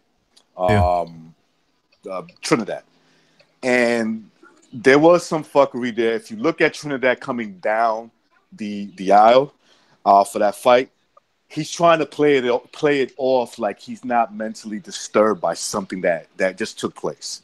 Okay, this is typical Bernard Hopkins fuckery that he likes to play. This faggot shit. I'm not saying this because I was a Trinidad fan. This gay shit that I have a hard time respecting. Right. You know, and I don't understand why enough fighters don't have the. Maybe that's why a guy like myself can never be in this situation. Because I would have told Nassim, sister Nassim, get the fuck out of my locker room before I smack the shit out of you. Get out of here. Because I know what you're trying to do. You know, I know exactly what you're trying to do. You're trying to fuck with my head before I get in the fight. Because your man's a pussy. Right. You know, that's it. He can't fight a straight up one-on-one. Okay, he needs some little psychological advantage. So that's all I gotta say about that. One more thing. You go ahead, Pavel. Well, basically, I didn't hear anybody mentioning that before, but Bernard Hopkins is the guy, and I have 3 problems with Bernard Hopkins in terms of placing him in an all-time great rankings. My first thing is that Bernard Hopkins is the guy who, at his professional debut, he weighed 177, right? That's the light heavyweight. And basically, he lost that fight versus Clinton Mitchell. And straight after that, he went down to 160 to use his overall size to bully down the smaller middleweights. So yeah, let's continue towards this IBF middleweight reign. And we come to the second problem that I have with Hopkins, and that is bullshittery that Recognize pointed out earlier. Now we move to 1998 to Robert Allen fight. Basically, the fight got stopped in the 4th round. It was no contest. Basically, what happened was that Robert Allen was putting a beating on Bernard Hopkins, and Bernard, knowing He that was he couldn't, schooling him. yeah, Bernard, knowing that he couldn't win that fight, he managed to pull off the bullshit that a 60-year-old at the time, Mills Lane, pushed out a 33-year-old Bernard Hopkins out of the ring, or down on the ring, and inflicted an injury or something. Look, that's the problem that I have with the guy. And the third thing was just his dirty overall style that I don't think I have to further delve into it. So yeah. You know what? I thought the third thing you were going to say was that he was ugly. But anyway, look, listen, I got to address a couple of your key points. He was here. always ugly. He looked like a 50-year-old Okay, come man on. in his 20s. Come on. Come on, don't do that. Listen, I want to address some of your points. First of all, you said he started as a light heavyweight and then he went down to weight to bully people. First of all, we got to put that into context. He lost his first fight in 1988 and then he took a two years off. 2 years off. So it's not like he, in his very next fight, he boiled down and started bullying people at middleweight. Let's get that. He did it gradually. He did it gradually. Second of all, your other claim was that Robert Allen was putting a beating on him. He wasn't putting a beating on him. He was not. He was outboxing him. He was outboxing him. Hopkins was I would say he was outboxing him. I would just say he was outboxing him. Yeah, but he was outboxing him. I could see what Pavel's talking about. But I'm just the reason I'm clarifying it, Pavel, is because I don't want people to get the impression. You know, it's not your fault, but if you use the word beating, people can imagine that he was walking Hopkins down, putting him on the ropes, and just teeing off on the guy. He was getting. Okay, BDA, I can give a credit for that because what I meant by put a beating on him is that actually Bernard felt that he was actually losing the fight. So I didn't mean that the total domination or whatever. And can I address the second point real quick? Yeah, I agree with the 2-year layoff. But my general point was that the guy is a natural light heavyweight, and he only, he moved up to light heavyweight for, I don't know, for the Roy Jones Jr. rematch. That was his first fight. Correct. I think so. No, he fought Antonio Tarver, right? He fought Antonio Tarver, 2006. and he beat him under. Again, look, it's not Bernard Hopkins' problem that fucking Tarver gained weight, and he had some weight issues, and he also, again, going to Stewart, like Stewart likes to say, you got to prove that, and I agree with that. But there was some. Again, I can't put it past. This goes back to the conversation we had, separating the man outside the ring from inside the ring. Okay, and I'll admit, this is a personal issue that I've had with Bernard Hopkins personally. Okay, seeing him, I'll make no lie about it. I don't give a fuck what age he was. Seeing him get knocked out of the ring by a white boy out of all people, right? Was great because this was a guy that I personally didn't like. I just didn't like him. I saw him for the bullshit that he was, okay? But I'll give him credit what you know, pulling off a great career, okay? Pulling it off, and he is going to be remembered as an all-time great middleweight, and I don't have a problem with that. But again, when it comes to dissecting his career versus a guy like Triple G or a guy like even Marvin Hagler, I don't think it's just my opinion again. I don't think it's comparable, but I think those guys were better. I think they were all-time great fighters because of what they can do with their hands. And it was like, look, you step in there with me, we'll see what you got, and we see what I got. Not this crybaby bullshit. I did 7 years in jail. You did 7 years in jail because you're a stupid idiot. That's why you did 7 years in prison. Yeah. Okay. He did 5 years. I think he did 5 years. He did 5. 5 years. What? Right. Whatever he did. Right. Whatever. 5 years. Excuse me. Okay. I don't care about your fucking personal grievances. Why you need to check people's hand wraps. Why you need to play these fucking games before a fight happens. To me, I look at that and I see that as a guy that cannot box within the rules. He needs it bend a little bit towards his way. And like we say on the show, right? Boxing is a game of inches. And when you give a guy the green light to do what he needs to do to win, and not get penalized, he's gonna go in there comfortable. You know what? Let me address something here, because I agree with what you said, with what Precise said, and what Pavel said about the fuckery that goes on outside of the ring. That type of shit, like the psychological warfare, disrespecting the Puerto Rican flag, telling Lou DiBella that he was gonna make him commit suicide like his brother. I mean, that type of shit. That's, to me, that's unnecessary. If you're gonna prove a guy that you're the best, do it inside the ring. Don't do that type of shit. That being said, we have to be fair here. Like Precise said that Hopkins headbutted Trinidad. I've watched that fight a million times. I didn't really see that many headbutts, and I didn't see Trinidad. I know there was one instance where Hopkins had Trinidad on the ropes, and Trinidad started complaining about the headbutt, and then when the ref didn't do anything, he gave him the elbow. Both guys, Trinidad, he low-blowed the shit out of Vargas to get out of the 4th round. So this was just Hopkins giving him a taste of his own medicine. This was two guys with AIDS throwing blood on each other. Fair game, you know what I mean? But I do agree that some of the other fuckery that went on outside of the ring was completely unnecessary. That being said, he didn't just win because he was dirty. Because if that's a way to have a hold on, but if that's a way to have a Hall of Fame career, everybody would be fucking dirty, and we would see a bunch of Hall of Famers all over the place. That type of shit, he had the skills. I agree with you. Go ahead. Recognize. I'm sorry, B. No, I'm sorry, BJ. Was you still saying something? I'm sorry. Go ahead. No, I'm done. Go ahead. No, what I was going to say, I agree with you. Listen, you got to be a fighter. You got to be tough in order to pull off a victory. I don't care how you pull it off. There's got to be some type of toughness.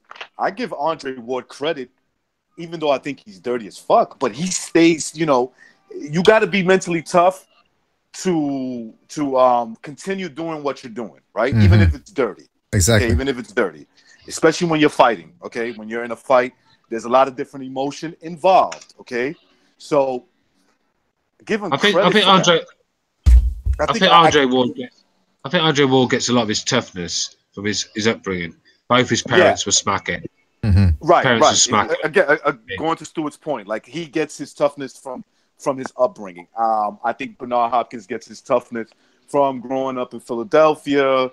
The worst part of Philadelphia at that, being in prison and stupid mistakes that he did throughout his life. What do you think about? I give him credit. Huh? If Triple G gets caught using PEDs, will his career be tainted? Oh fuck yeah! Yeah, people hate him. Why? Why? I don't think so, bro. I think everyone's. I think everyone's turning a blind eye to it now. It's the norm. I don't know. Someone's out for roids. There's people that hate Triple G. There's a lot of people that hate Triple G out there. If he ever tested positive for something, you better believe they jump all over him. Precise. It's because he's white. There you go. That's the answer. No, it's whatever. That's not the point. But a lot of people would take credit away from him because it's illegal, right? It's cheating. Certain community would, that's for sure. Headbutting, low blowing, pretending like you're hurt, doing all the dirty tricks, fucking with your opponent's gloves while loading your own gloves. I don't know if you guys saw my Cunningham video, but that's what that Philly team, that's what they do with their videos, with their gloves. That's also cheating. So come on. Hopkins wasn't loading his gloves, man. Hold on. If using PEDs is seen as cheating because it's illegal, and fine, maybe it is, I don't see why fighting dirty is seen as different. I think that's a hypocrisy that a lot of people it's more illegal push. Hold on a second. Yeah, the thing about this is, hold on, we can't overlook this. Yeah, maybe Nassim Richardson, like that video was great, that one you did about Cunningham, but we don't know for a fact that Hopkins had loaded gloves. I mean, we can't just state that, that he won because he had loaded gloves. We don't know. Well, no, that was my opinion. That was my opinion. I mean, would you put it past him? No, actually, I wouldn't. I wouldn't put it past him.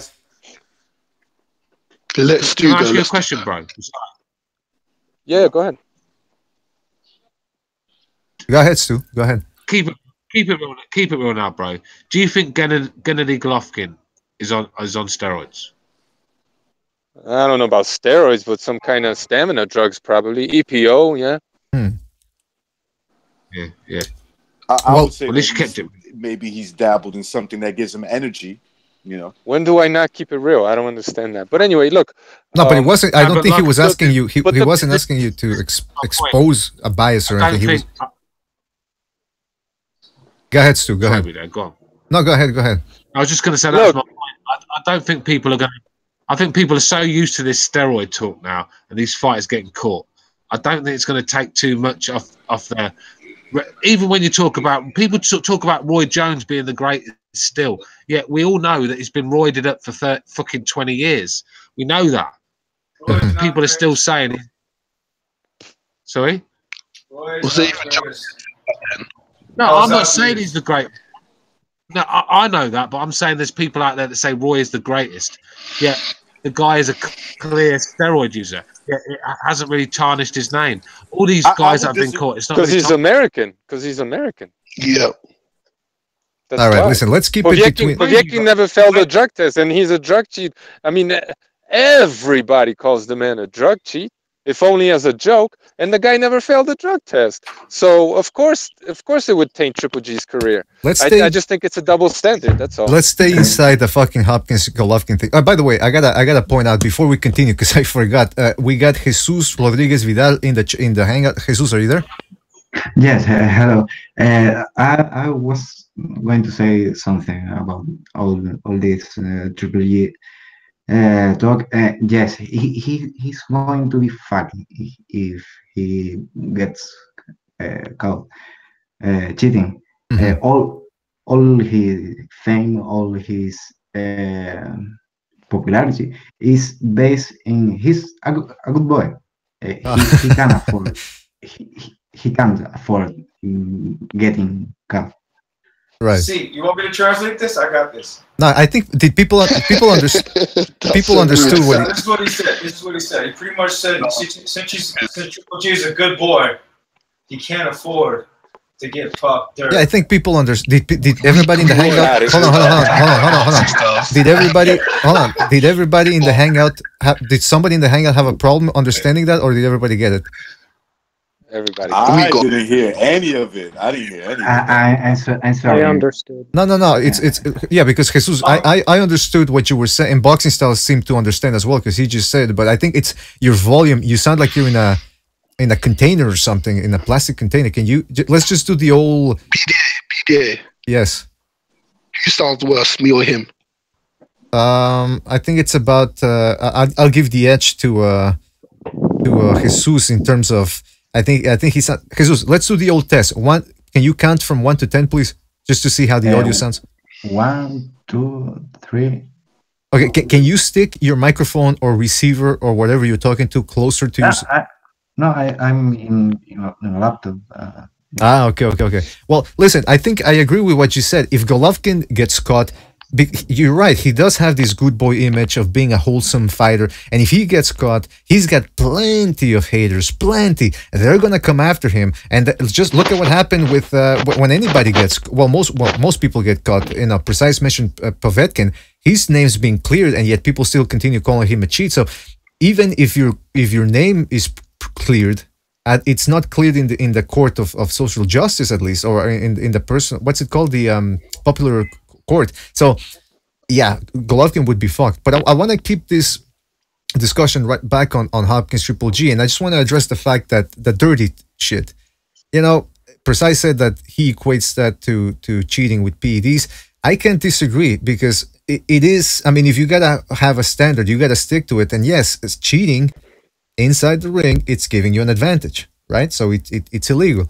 That being said, unless the other guy does it too. Exactly, but and I'm not justifying the cheating, by the way, but it's also, this just brings up another point, which is that these fucking commissions have to train referees better, because Hopkins, he was in there with some of the best referees in the world, and most of them couldn't catch some of the dirty shit he was doing. BDA. Like, he would hold a guy. Excuse me, hold on. Sorry, let me just finish.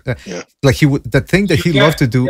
Hold on. The thing he loved to do was hold a guy, and when the referee was on the other side on the blind spot, he would hit his opponent on the thighs. That shit takes away your legs in the long run. A couple of taps, okay, might not hurt, but if you're doing it every round, and that just scratches the surface of what Hopkins would do. So I'm a Hopkins fan, but you're right. I cannot defend, like I said, when he went up to Lou DiBella and said, hey, after the Taylor fight, after a beat up Taylor, you're gonna commit suicide just like your brother. I mean, come on, that's like, is that really necessary? That's fucking dirty, man. And ultimately, we're talking about boxing. First off, what's up, guys? I didn't say shit. If Bernard Hopkins was a white guy, could you imagine the fucking shit that this guy would get for some of his statements and some of the things he's done? Let's be real, mate. You know, he wouldn't be in boxing. So this guy has always been a piece of shit. One thing I will say about him, as he's got older, he seems to have chilled out a little bit and seems to be a bit of a better guy. Do you know what I mean? So that's what happens when you get to a certain age. You do mellow out and become a better man. But when you look at some of his fights, I mean, the ref with Bernard Hopkins fights, the refs are obviously paid and bought for, because what he got away with in any boxing ring anywhere in the world, he would have been disqualified. Can I say something? That's what I was going to say too. Yeah, it has nothing. Wait a minute. How can you guys hear me? How can you hear me? I can hear you fine, boxing style. You sound like you're far away. You sound like you're. First of all, I don't like Hopkins. I hate that fool. He and DeGale and Ward are the same level, in my opinion. The way they fight, the style, except for maybe Ward has a little bit of more. What's his name? Roy Jones Jr. in him. They're all pretty much the same style. I disagree. Not much. DeGale's way less dirty. Yeah, I guess so. But they're the same mindset type of fighters, man. They have the same. If what's his name, Hopkins can't beat you with speed, he's gonna do the same shit that Ward does, hugging and holding and shit like that. You know, like he's the same kind of fighter. I don't value their style. They're boring to me. Watching them is boring. And what I don't like about Hopkins, right, is that he will stink the joint out, put in a terrible performance, make the fight look ugly and horrible. And yet, when it goes to points, he will claim victory when he gets beat. He will say robbery and all that lot and make it controversial when it's not. The guy's just everything's controversial with him. And I don't know who said it earlier. When he got punched out in the ring and landed on his head, it was a fantastic moment. Did the champagne bottles come out, Stu? Did the champagne bottles come out? And one more thing about Triple G being on roids or whatever. There's no proof of that shit because. I mean, with Canelo, there was proof, but with him, I have nothing to say because first off, Kazakh people are very tough. It's like I don't know, they're pretty. I mean, I can't explain it. They're tough, tribal people coming from history. No one's actually. So you can't really say that. Yeah, you can't. What the fuck does that mean? I don't know. They're tough. That's all I gotta say. That's all. That's all I need to know. Sorry, bro. I've got a delay. I was just going to say, no one's actually discussed who would win a fight between these two in their prime, like Hopkins and Golovkin. I mean, what you guys saying?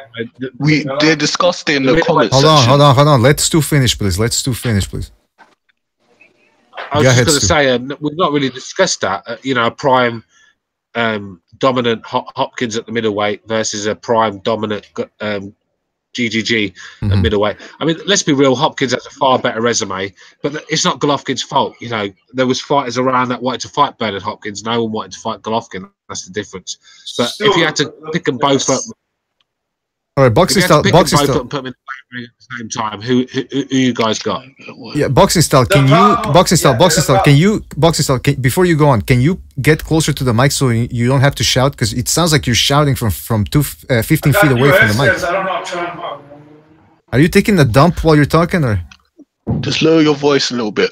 Okay, but we're not to Stu's point, we're not talking about who had the better overall career, because clearly that's Hopkins and Triple G still fighting. We're just talking about their middleweight runs. That's all we're comparing here, right? Exactly. That's what. That's what I was trying to. That's what I was trying to say. What, you know, if we're talking about resumes, then there's not really a debate. But if we're talking about who is the best in their prime, and if the fight happened, then I'd like to hear your guys' opinions. Do you know what I mean? I'd like to hear who you think would win it. Right. But if you want to take amateur achievements into consideration, Triple G's resume is arguably better because he was a true world champion, where everyone got a chance to compete. You know what I mean? If Wait. you want to count amateurs, stuff that does count when it comes to Hall of I think Fame. career-wise, I think if you. The problem is that the problem is that we haven't seen Danny Jacobs' his history. When is he going to end his career? When is Canelo going to end his career? When is Kell Brook? Kell Brook is another guy. He's a prospect that we're talking about. Yeah, but bro, we're talking about Hopkins and Golovkin right now. You know. Yeah, but that's what I'm saying. Hopkins is most of the guys in Hopkins' career have established careers already. They fucking finished their careers. No, Boxing Style, I'm talking about Hopkins versus GGG. Yeah, that's what I'm saying. Triple G's resume, the guys in his resume, most of them haven't finished their careers. That's a good point. That's a good point from Boxing Style. Because seen what the rest of the guys are going to be able to do. That's a very good point. I agree with that. That's a very good point. But let's be real. They're at the stage now where I don't think Kell Brook's gonna turn it on and become an all-time great. Do you? I know he's a good fighter. I don't know, man. Kell Brook has special shit coming up. He might do some stuff. He could be, but he's not going to be an all-time great. I don't see Daniel Jacobs, but I see Kell Brook. I just see Canelo. I see, Canelo will be all-time great, in my opinion. Canelo will be. Is De La Hoya an all-time great? Yeah, well, for his era. Not middleweight. Lost every big fight he had. Exactly, Joe. This is exactly the point. Hold on. One at a time. To precise his question, is De La Hoya an all-time great? Look at his resume, but he did lose those fights. He fought everybody. Credit to him for fighting everybody, but he didn't beat everybody. The big fights. But however, just getting in on this. He did have early success against all-time greats. He beat Chavez. Okay, Chavez was past his prime, but at that point, nobody ever beat Chavez up like that. That's a good point. At least that, he did beat Chavez ass the way nobody's ever beat him, and he got I don't have a problem with him getting the victory over Pernell Whitaker. Pernell Whitaker did a lot of backing up in that fight. But it was a close fight, right? It was a close fight. Well, hold on. Guys, please, hold on. Guys, please, we gotta maintain some order here. We got a full house. Let's talk and then. Right. Yeah, that was actually. Well, anyway, we'll get back to De La Hoya later, but let's talk and then Jesus, you get to go on after Stu. All right, Stu, go ahead, please. I've made this point many times about De La Hoya. When you look at his resume, it's a great resume. And a lot of people will talk about this guy, especially in the media, as an all-time great. But when you look at all the big fights he's been in, like Precise just said, he lost them all. And some of them in devastating fashion. I think De La Hoya was a media machine built up from the Olympics because he won a gold medal. And they built this guy up to be something he wasn't. And I think a lot of the fighters that we look at in history, and we look highly of them, we speak highly of them.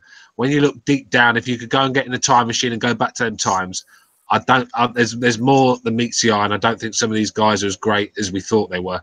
And De La Hoya is in that category. I just don't think he was the fighter. This guy, and he got embarrassed at middleweight by the guy who wanted to have nothing to do with Triple G. All right, now hold on, please. Before Jesus goes on, I just want to address the whole De La Hoya thing. All right. If you want to talk about fuckery outside the ring, De La Hoya has a long history of getting things his way, and he used to dictate the terms a lot prior to his fight. So there's that asterisk there as well. All right, so we'll let Jesus talk, and then Boxing Style, you go ahead. All right, so Jesus, you wanted to say something? Yes. First of all, the victory over with Cesar Chavez was shit. Everyone knows it. Even his family hate Oscar De La Hoya. That's right. For defeating. Yeah, he's true. He said it in some talk. My family hate me for beating Chavez. It's true because just to put things into context, De La Hoya. Just to put things into context, De La Hoya was he was born in, I think he was Jesus. He was born in Mexico or born in LA. I forget. No, he's American. Okay, yeah, okay, so he was born in East LA, Holmes. Yeah, East Órale, Holmes. He was born in East LA. Chicano for life, Holmes. You know, Vatos Locos for life. And Vatos Locos for life. He was a gallo negro. But anyway, De La Hoya was born, so he wasn't. There's this weird thing amongst Mexicans where if you don't live in Mexico, you're not considered a true Mexican, and even worse, if you weren't born in Mexico, you're considered like a hybrid or something. So when Chavez was gonna fight De La Hoya, Jesus is right. People hated De La Hoya. They didn't root for. The only ones that were rooting for him was the establishment, because he was the golden boy, and the women. Other than that, hardcore Mexicans, it's like Canelo versus Golovkin. Most Mexicans, or a lot of Mexicans. But there was a washed up Cesar Chavez, man. The washed up old man with 80-something wins. And I mean, you're talking about Mayweather's wins. That was like 80-something. I don't know what it was exactly, the number. I think he was at 80. Yeah. I think he went 80. I think he went 89-0. Yeah, something crazy like that. This is what I'm trying to say to people. This Floyd Mayweather 50-0 means absolutely zero. I mean, if you look back at like I said, if you look back at the history books, man, Archie Moore's got 175 knockouts on his resume. So we're talking about 50-0 in fights that were always. The thing is, in his first 50 fights, was it all victories, no losses? That's the difference in heavyweight division. It means something, but it's overrated, man. No, I'm talking about heavyweight division. Dude, Archie Moore knocked out. Archie Moore's so old, he knocked out my grandfather, I think. Yeah, probably. Do you guys actually think people believe that? Because I don't think people in LDBC. Is that why? Archie Moore is still considered one of the top best heavyweights of all time. Again, man, it's all that stuff is subjective, man. Well, let me ask you. Those days, man, they fought like once every fucking 3 weeks, bro. They weren't no joke. It was different times then. It's like it was no promotion. Yeah, but no promotion. BDA, they do this in baseball. They do this in baseball. Go ahead. Right. They always constantly comparing the old school versus the new. This is what every sport does. Yeah, they all. It's hard to compare. It's hard when today's science and technology is not as advanced. It was not even around back in those days. Right. So these guys were, and the competition level. One more thing, especially boxing, this is very important to understand. It's more international now. It's a global sport. So when I'm careful when I say I think this guy's the best fighter. What I'm trying to say now is I think this guy's the best American fighter. I think that Roy Jones from the 90s has an argument of being one of the best American fighters, not the world fighter, because he didn't fight Miłoszewski. Miłoszewski, who was dominating. I see your point. He was dominating the light heavyweight. Let's finish. And he didn't fight none of the top. He didn't fight none of the top super middleweights from Europe, in the UK. He didn't. He didn't fight guys like Eubanks, who was still around. We could assume he would have beat Eubanks. He didn't fight Collins. He didn't fight. Everybody said, "Oh, he would have beat Eubanks Senior." Do you know that for sure? Even Gerald McCullen. He wanted no part of Gerald McCullen. That's why Gerald McCullen had to go to England to fight Nigel Benn. Gerald McCullen, not okay, that's a good point. Gerald McCullen would have cleaned him out. You know something? I look at it now. Back in the days, I would have gave you a different answer. But now I look at it and say, I think he would have knocked him out. I think he would have, man. Yeah. Look how he knocked out with ease Julian Jackson. Yeah. With ease. Julian Jackson McCullen saw Julian Jackson like, you're a piece of meat. I'm just gonna fucking smack I'm just gonna devour you. That's it. I think what a beast Gerald McCullen was. I'll tell you what the beast Gerald McCullen was, right? This guy, right? had 23 knockouts in the first couple of rounds. 23 knockouts in the first couple of rounds. The guy was an absolute monster. He was a middleweight. This guy was pound for pound. This guy was pound for pound in the top three, without a shadow of a doubt. And let's be real, can you mute your mic, man? Thanks. Sorry.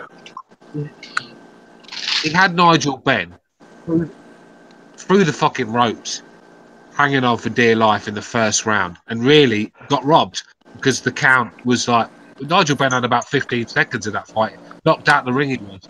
But what lost in that fight is that Nigel Benn hit him with a good shot that broke his nose, and this guy was a bully. He was used to getting people out there in a round or two. Like I said, 23 KOs. He'd not been used to being taken to the trenches. So when he got hurt, he didn't know how to react when his nose was broke. So he kept spitting his gun. He wasn't breathing properly. That's why he was spitting his gum shield out, and that's what caused the blood clot in the brain, because he wasn't getting oxygen to it. But Joe McCullough would have cleaned Roy Jones Jr. clean out. See, we were talking about old school, right? Like old school, the technique I agree with that now. Much more. I agree with that now. That's the technique now is much greater than there was back in the day. But the problem is, what will happen if you take those guys who were back in the day, the toughness they brought into the game to now, and they're taught the tricks now.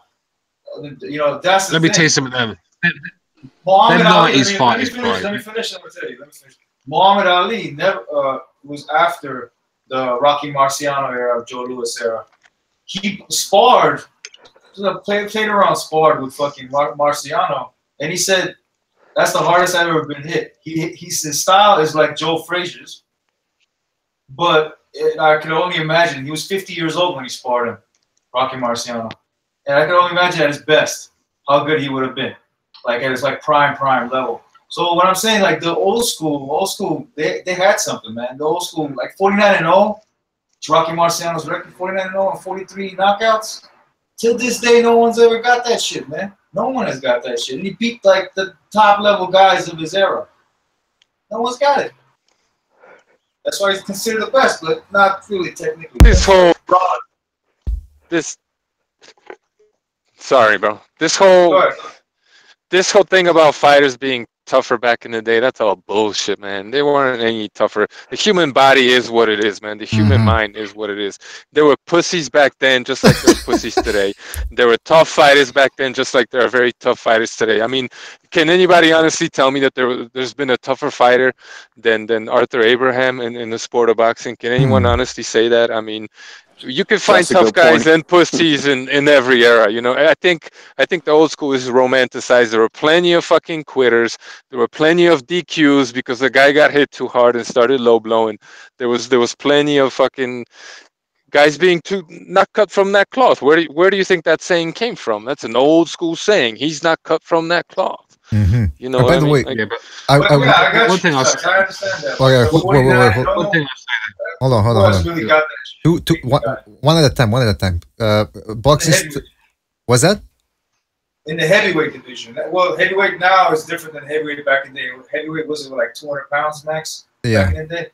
That's why when I hear that Vladimir Klitschko or Vitaly would have not beaten some of these guys that they mentioned, I'm like, are you stupid? It's possible, man. No, these guys are small. Size plays a factor, man. I agree. Look, it's possible. But can you? I can't see Rocky Marciano beating Vladimir Klitschko. Fuck. I've seen him fight taller. I've seen fight not taller, but tall guys in front of him. Like, but not 6'7", not 6'7". All right, let's he was the shortest fucking. All right, hold on, please. Listen. Sam Langford. All right, let's 5'6". Let's do. Hold on a second. Stu wanted to say something, please.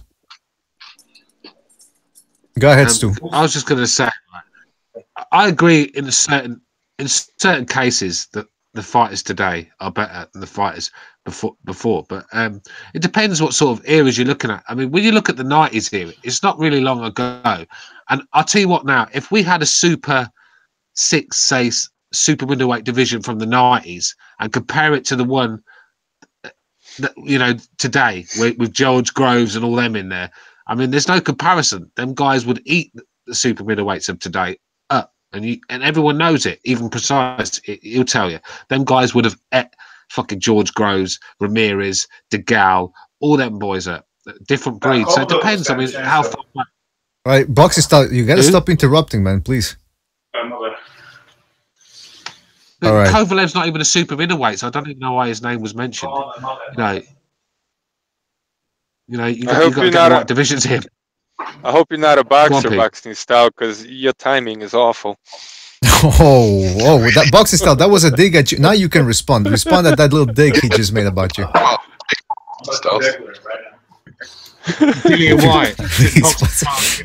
That was brutal from Precise. Come on, man. I know you're right. Are you still... Precise, he's got the fire today, man. He's going after people. Now he's attacking Boxing Style's rhythm and timing. Oof, that's not... And I attack nobody. You're like fucking spit shine Tommy. All right. I wanted to bring something up, by the way. Because I was watching a video and... Fuck, do I still have it here? Yeah, it's Roy Jones. I can't play the clip, but I'm gonna play the audio, and it's from Hoop Jab. It's a YouTube channel, and they're interviewing Roy Jones, and they're getting his take on the commercial that Triple G did about mocking Canelo and the steak and all that. So let me find the piece real quick here, because I just want to get your guys' opinion on Roy Jones, on what he's saying, and more importantly on how he's acting. All right, so let's listen to this real quick. Come up and shoot guns.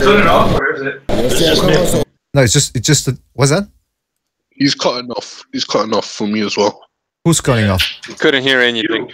No. Okay, but did you hear what I said about Roy Jones, or? No, we couldn't hear anything. Ah, fuck. I think the problem is when I play video. But let me know if you guys hear this, all right? If you know you're good now. Me in Mexico, then that's the last place you want to go train for a Triple G fight, because A was always trying to find. Hold on a second. I'm trying to find the part where he starts acting all erratic. But you talking about Michael Callum, nobody's old man. But you said because you're mad because I said something about you, so people couldn't know the facts. You understand? But you had to go out and put. You know what? The audio is awful. I can't play this shit. But listen, essentially, he's saying that Triple G was in the wrong for hitting Canelo while he was down.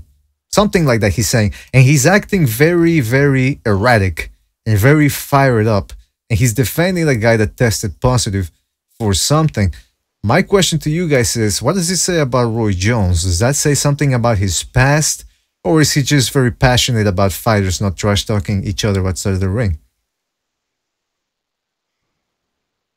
For some reason, he's got a problem with Triple G. I can't even speculate on why that is, but it's obvious that he just does not like Triple G. And he doesn't like we spoke about it last evening, it was pretty obvious he had a problem with Vladimir Klitschko as well. All right, I was just saying it was... Roy Jones is a salty ex-grade athlete. You understand what I'm saying? Right. These are men that believe themselves the greatest, and a little slight hiccup in their game, they kind of blame everybody else. Roy Jones, when he got knocked out by fucking Antonio Tarver, who said, "You have any excuses tonight, Roy?"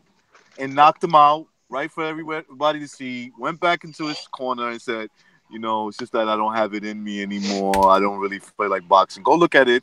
HBO had the microphone in there. He was filled of excuses, even though he said he was going to whip Tarver's ass in the rematch. The thing I never understood is why... Go ahead, Precise. What you going to say? God damn, Stu. I was just going to say... Go ahead. No, I know. I'm just fucking around. The thing I never understood about all those people that like criticize Floyd for being a diva and having a big ego and all that, everything that Floyd did was already being done by Roy Jones Jr. during his career. Cherry picking, A-siding the fuck out of everybody, roiding, and all that stuff that people accuse Floyd of being a diva. Roy Jones Jr. already did. And Floyd, he might not tell you this, but Roy Jones Jr. was his fucking idol. He even fought like him when he was at 130. Exactly. He did fight like him, and that was his idol. He said it early in his career. He didn't say it was his idol, but he was always giving Roy Jones a ton of respect. And to what he was just saying, Roy Jones did exactly the same thing And he was actually more straightforward. He's like, why should I fight this guy? Why should I fight James Toney? You see what James Toney lost to Montel Griffin in a fight that most people thought James Toney won. It's like, no, you don't want to fight him again, especially at light heavyweight. Okay? And I was a Roy Jones fan, and I didn't like James Toney back then. But when I look back at it, okay, I have to be honest, Roy was fucking avoiding that fight because I think that he didn't think he was going to have the same success. Okay? And what do we know about James Toney? What do we know about James Toney? The man is tough and can fucking knock you out at any round. Okay? And Roy was afraid of that. He said, fuck it. I beat him the first fight. I dominated him. I don't need to go back to that again. You know, I lost respect for I lost respect for Roy Jones, right? When he was in the best division in boxing at the time in the 90s, the strongest division that would have made him the most money, and he stayed at super middleweight for like 2-3 fights and got the fuck out of there when there was all them big fights to be made. Yep. And that's when I lost respect for Roy Jones. You know, this guy he reminds me of Mikey Garcia, where he could just go up divisions, nick a belt, hold it hostage for a while, go up again, nick a belt, and he never fought the best guys. And that's how I see Roy Jones. And not excusing. I'm not excusing Floyd Mayweather. I'm not going to excuse Floyd Mayweather for what he, for his, cherry picking and deciding who to fight, when to fight him and whatnot. But at least Floyd Mayweather fought better competition. Okay. And the reason why his was such under a microscope is because social media wasn't what it was when Roy was doing it. I think Floyd's going to have the Lennox Lewis effect, where he was only appreciated when he was retired and long gone. I mean, Lennox Lewis was getting no credit when he was dominating the heavyweight division, and for me, he's in my top 3 pound for pound heavyweights of all time. What Never got Floyd respect can when be he was proud of? I think Lennox. Oh god, bad timing again. I think Lennox Lewis. Get out the way. Get out the way. All right, guys. Please, if you're not gonna talk, please. If you're not gonna talk, please mute your mic. So, Stu, I'm losing my mind here, man. Stu, you're gonna go, and after that, Boxing Style is gonna go after you, right? So that's the hierarchy. All right, go ahead, Stu. Finish, please. God, you got some order in here, bro. Order. Right. Floyd's got the Lennox Lewis effect. I think we're going to appreciate Floyd when he's long gone out the way. But I just see it like that. Lennox Lewis was never appreciated as a heavyweight champion, but when you look at his resume, he has a fantastic resume. Fought the best guys, got some great wins. Top 3 heavyweight of all time for me. I mean, that's just me probably being biased a little bit, but for me, he's a top 3 heavyweight of all time, but never appreciated when he was fighting. And I think that's where Floyd. I know Floyd's got his fanboys, but they appreciate Floyd for the colour of his skin and not what he's achieved. That's the difference. I like Floyd Mayweather, but I just don't over exaggerate who he is. Like that's it. I don't want to over exaggerate.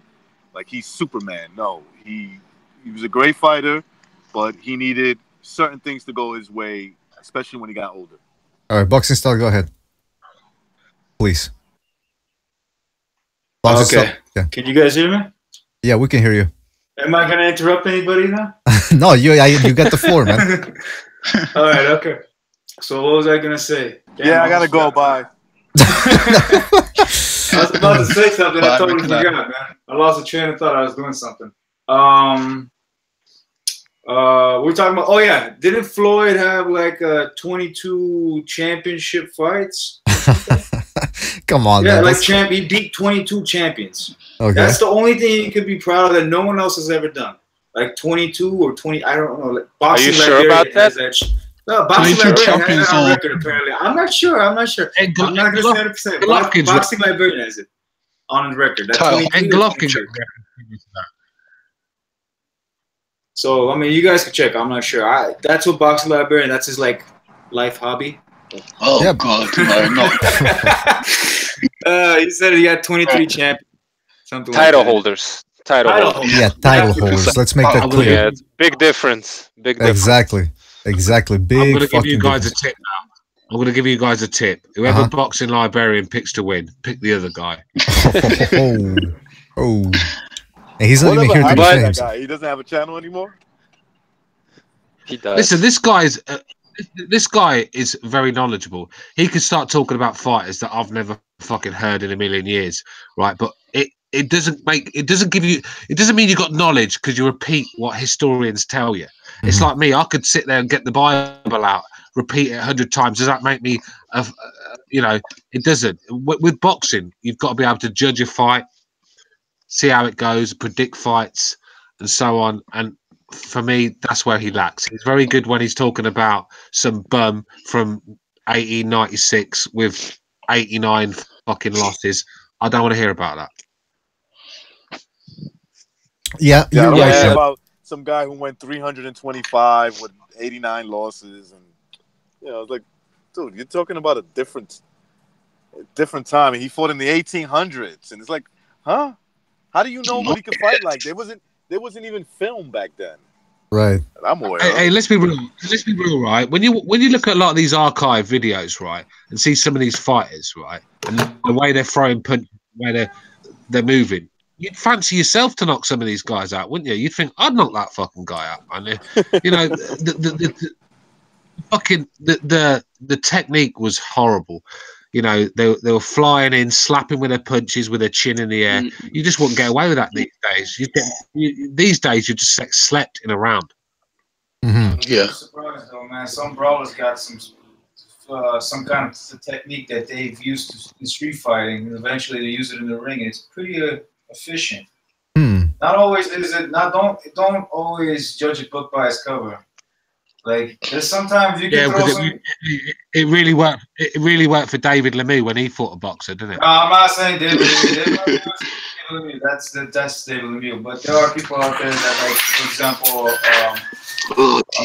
like Wilder, for example, is a good example. Like the figure of boxing. The figures of boxing. You could be a street fighter, right? You could be a street fighter, but when you're fighting in a boxing ring with rules, right? These guys are tuned athletes that can fight for 30 minutes. I mean, get in a street fight tomorrow, and after 2 minutes, you will be fucking. All right, come on. What the fuck? Let's go. Well, boxing style. Are you? What's going on around here?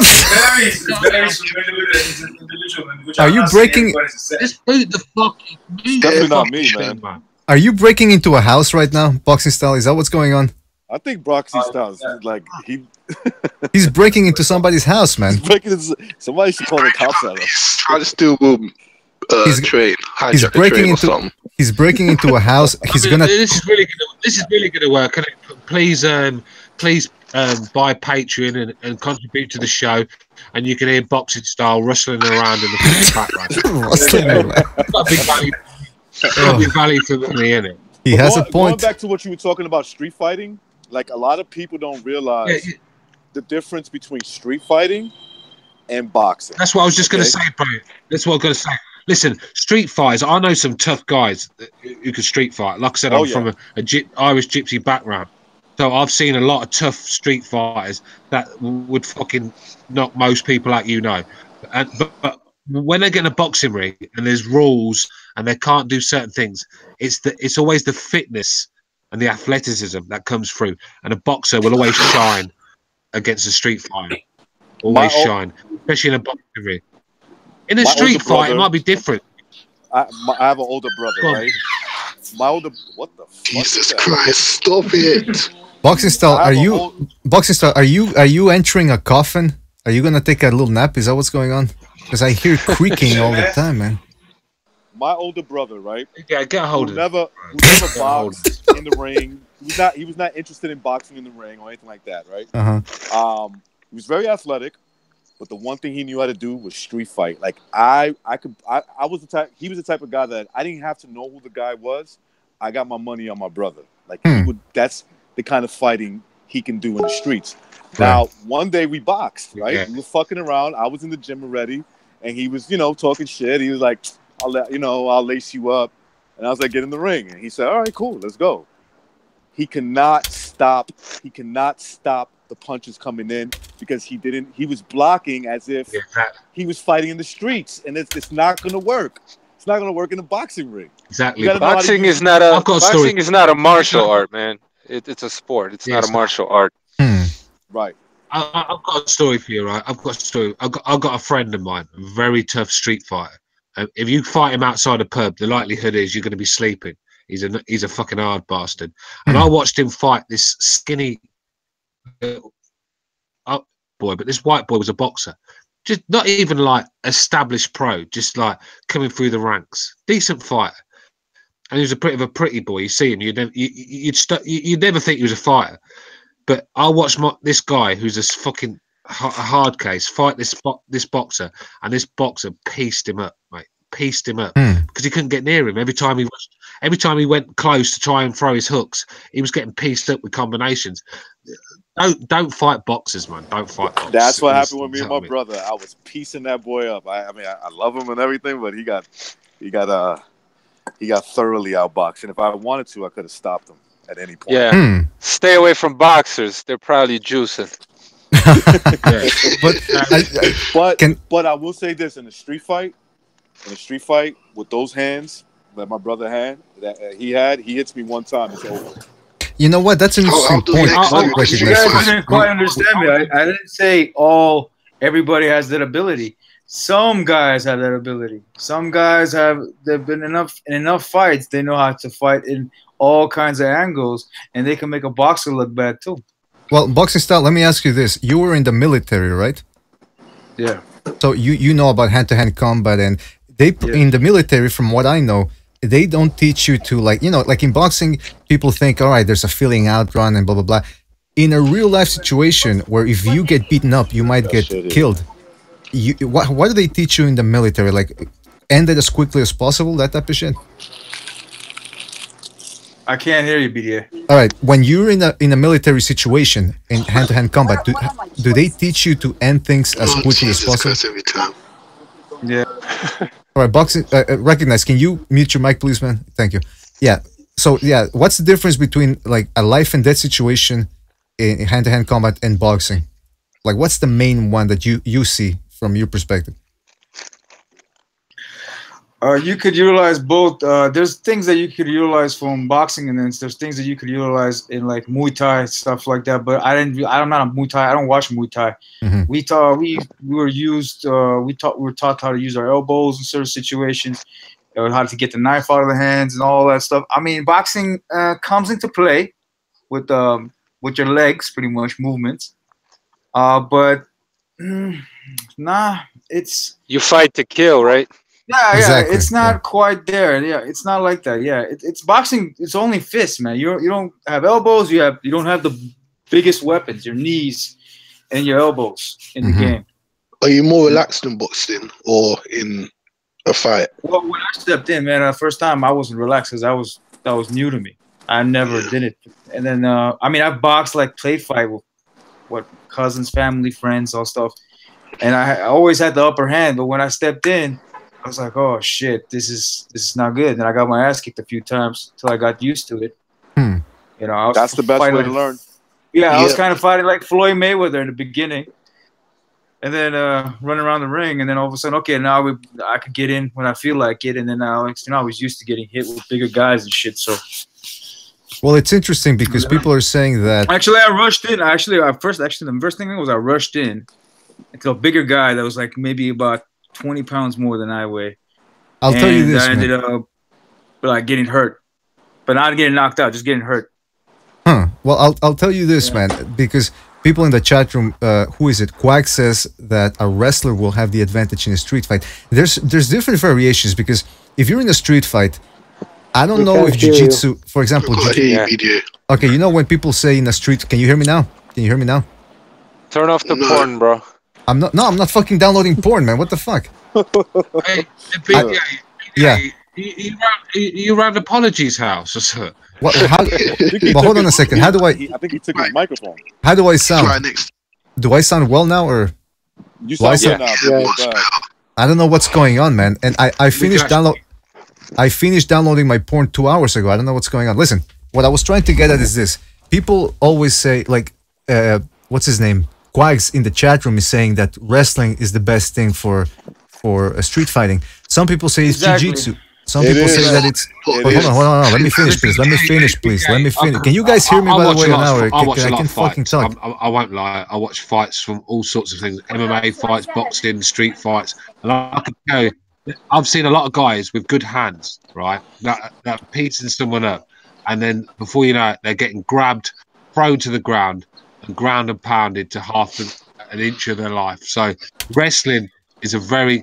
especially in America, that's the thing. When you fight someone in America, you've got to be very, very careful, because in Britain, when you fight someone in Britain, it's going to be hands. You're going to sit there trading, but because no one knows MMA and wrestling. In America, these fucking guys they go to gyms and learn wrestling and MMA. Before you know it, they're taking you down and snapping your arm and shit like that. So you got to be very careful. All that shit is based off the hips.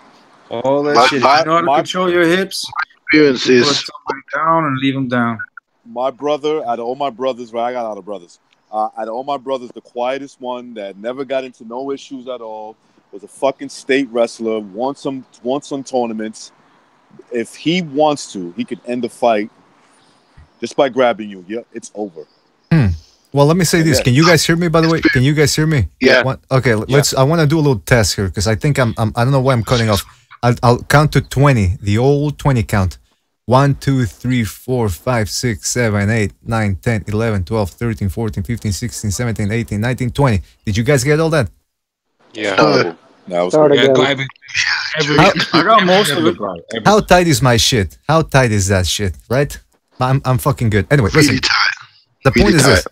What's that? Baby. I watched the video the other day. That was spooky, man. That was spooky.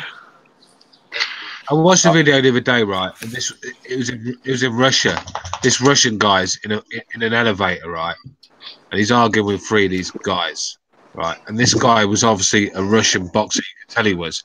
And he was arguing with these guys, and they started fighting. And this Russian boxer went through these 3 guys. I saw it. 5. Yeah.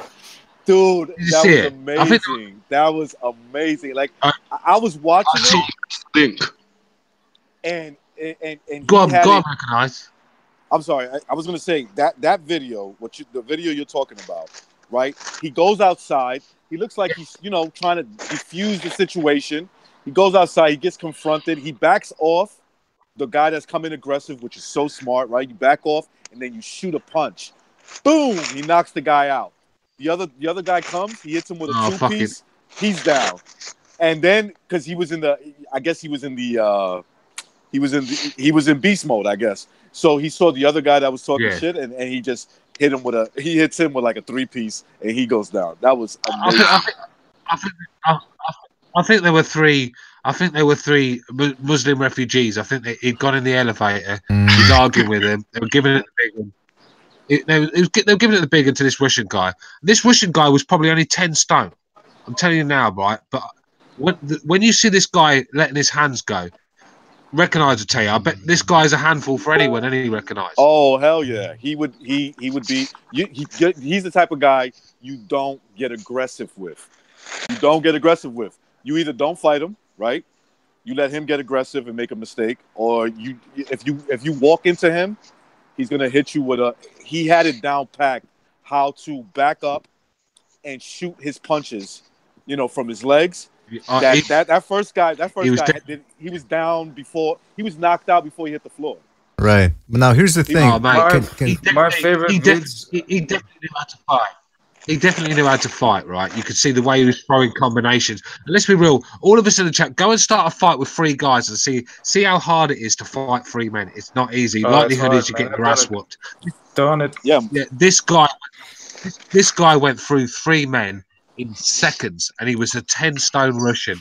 So I tell you what, if you go to Russia, mate, you're best off keeping your mouth shut, because you'll get seriously hurt if you don't. Like wrestling is good, but if you're one at a time, please. One at a time. Pavel, you haven't spoken in a while. Go ahead. Yeah, I just wanted to say that wrestling is a very good style, very good if you are one-on-one. That's the thing. Yeah, it's good. Yeah, it's good one-on-one. And when when it's 3-on-1, it might be a little different. You better have hand skills. I don't have any. Nah, brother, I don't have anything. I respect wrestling, but people are begging for money for track. You know where I'm at, right? I'm in Manhattan right now, and I just got approached by somebody saying, "Oh, you got." I'm like, "Nah, I don't have anything." You're a mean spirit. Look, man. Should have beat him up. You should have given him a 2-piece. Precise talk, man. Wrestling. Let precise talk. Wrestling's no joke, man. But I'll take a Krav Maga master over any of these fucking world champion in any discipline. I don't know about that, man. I don't know about that. Do you see boxing style? You see that striking position? The way they strike. It's all about being vicious and just doing all the things very dishonorable, like just destroying the person in any way. I love that kind of fighting. I love that kind of Same. fighting. I like sambo. Break all the rules. That's what I was gonna say. None of those guys. It's like fighting a wild animal, bro. Trying to use technique against a wild animal that also has technique. Like I don't know, man. I got trained briefly by a guy when I started working as a bouncer, by a guy who was well taught in Krav Maga, and he showed me some moves. And I'm not saying I got it down packed, but it already helped with what I already know, and it's deadly. It's deadly. Now let me add this, and I hope you can hear me. But the thing was that boxing, it's like you guys are saying. Can you hear me, by the way? I hear you. Okay, perfect. You sound good. Okay, boxing is perfect if you're fighting multiple targets because you can knock them out with one punch. But if you're just a boxer and a wrestler takes you down and you don't know shit about grappling, you're done for. Now, here's the thing we also have to emphasize, and just for people out there listening that might be young or whatever, the best thing to do, whether you know boxing, jiu-jitsu, judo, whatever, don't get into a fight in the streets. Just don't get into a street fight, because I've heard so many horror stories of people that end up getting into a street fight over nothing. And they knock a guy out and there's no witnesses and the guy hits his head on the pavement and sorry, you're up for manslaughter or something like that. So your whole life gets ruined because you couldn't let something go. Just walk away, and if the guy really is going after you, make it known to everybody, all the witnesses around, that you don't want to fight, that you're backing off, and if he attacks you and then you knock him out, then you're in the clear. At least in the United States. At least in the United States. But here in Canada, I'll tell you. I was gonna say. I'll tell you how tough some of these MMA fighters are. I watched a video where this. I think he might have been a Mexican MMA fighter. He was like 130 pounds, right? And he was outside a club. And this fucking big dude. He was I think he was an ex-football player. The guy was like 6'8". He was like, oh Jesus Christ, recognize. If you're gonna go in the whole house, can you at least meet your mind? Let them chicks go, Matrix. Yeah, I'll take the little light skin one. Can someone remind what I was saying, man? You were gonna say that the Mexican guy against a football player. Mexican MMA fighter versus football player. Yeah. I was watching this video and it was outside this club, and this big guy, he must have been like fucking 220, 230 pounds at least. Ex-football player apparently he was, and he smacked this fucking girl right on the chin, dropped her in front of this MMA fight. This little Mexican guy was like 130 pounds. And he saw this and went. He was a UFC fighter at the time. I can't remember his name. I think it's Gilbert Melendez. Established UFC fighter. And I think it was Gilbert Melendez. He fucking that's the one. That's who it was. He fucking grabbed hold of this guy, mate. The camera went fuzzy, but when it fucking refocused in, this 6 guy was on the floor, claret coming out of his face, out cold. This UFC fighter grabbed him up and pieced him up in seconds, fucking mashed him up. It just shows you, man, you've got to be very careful who you pick fights with, mate, even when they're small. And by the way, we all agree? Can we all agree that people are talking about judo and jiu-jitsu, boxing, but can we all agree that the best martial art is Wing Chun with a taste of Tiger Claw? Can we all agree with that? Can we all agree the best martial art is gun? Is what? All I know is gun. All I know is fucking Daniel LaRusso is he's not the way forward, is he? Let's be with his fucking crane kick. Try that in a street fight and see if you don't wake up in a hospital. Fucking crane. Do you know what I mean? There is no such thing as best martial arts. It's a mix of everything you gotta learn. No, I disagree. Wing Chun. I disagree. Wing Chun with the tiger claw and the monkey dance too. Yeah, you can't beat that. That's BDA. Just use a gun. Yeah, see the guy with the. Did you see the guy with the monkey dance in Bloodsport? When he fought that Japanese sumo wrestler, he got his fucking back snapped in half. So that ain't gonna work. Wait, was that Bloodsport or just the Quest? Use a gun. Yeah, just use a gun. We can't have guns here in Canada. I don't know. And even in good old jolly England, you can't. All you can do is carry a knife over there. That's all you've got. And here in Canada, we can't even do that. So, but yeah. By the way, we got you carry feather dusters around with you, don't you? In Canada? Yeah, knives are banned now. I'll tell you about the self-defense laws in Canada. The self-defense laws here in Canada are abominable. If a guy tries to rob you and you knock him out or something, you just might be liable, depending on the judge and the jury and all that. You might be the one that's liable for having knocked that out. Because here in Canada, the way it works is that, let's say you push me. In the United States, automatically that you could call that assault, right? Depending on your lawyer and all that. Here, if somebody pushes you and you punch him, you're the one in the wrong because your action wasn't deemed appropriate for the push. In other words, if it was disproportionate to what the other person did to you, you're kind of fucked. So that's what we're dealing with here in Canada. But hey, it's a great country. You don't have to kill a person. You just beat the shit out of him and take off.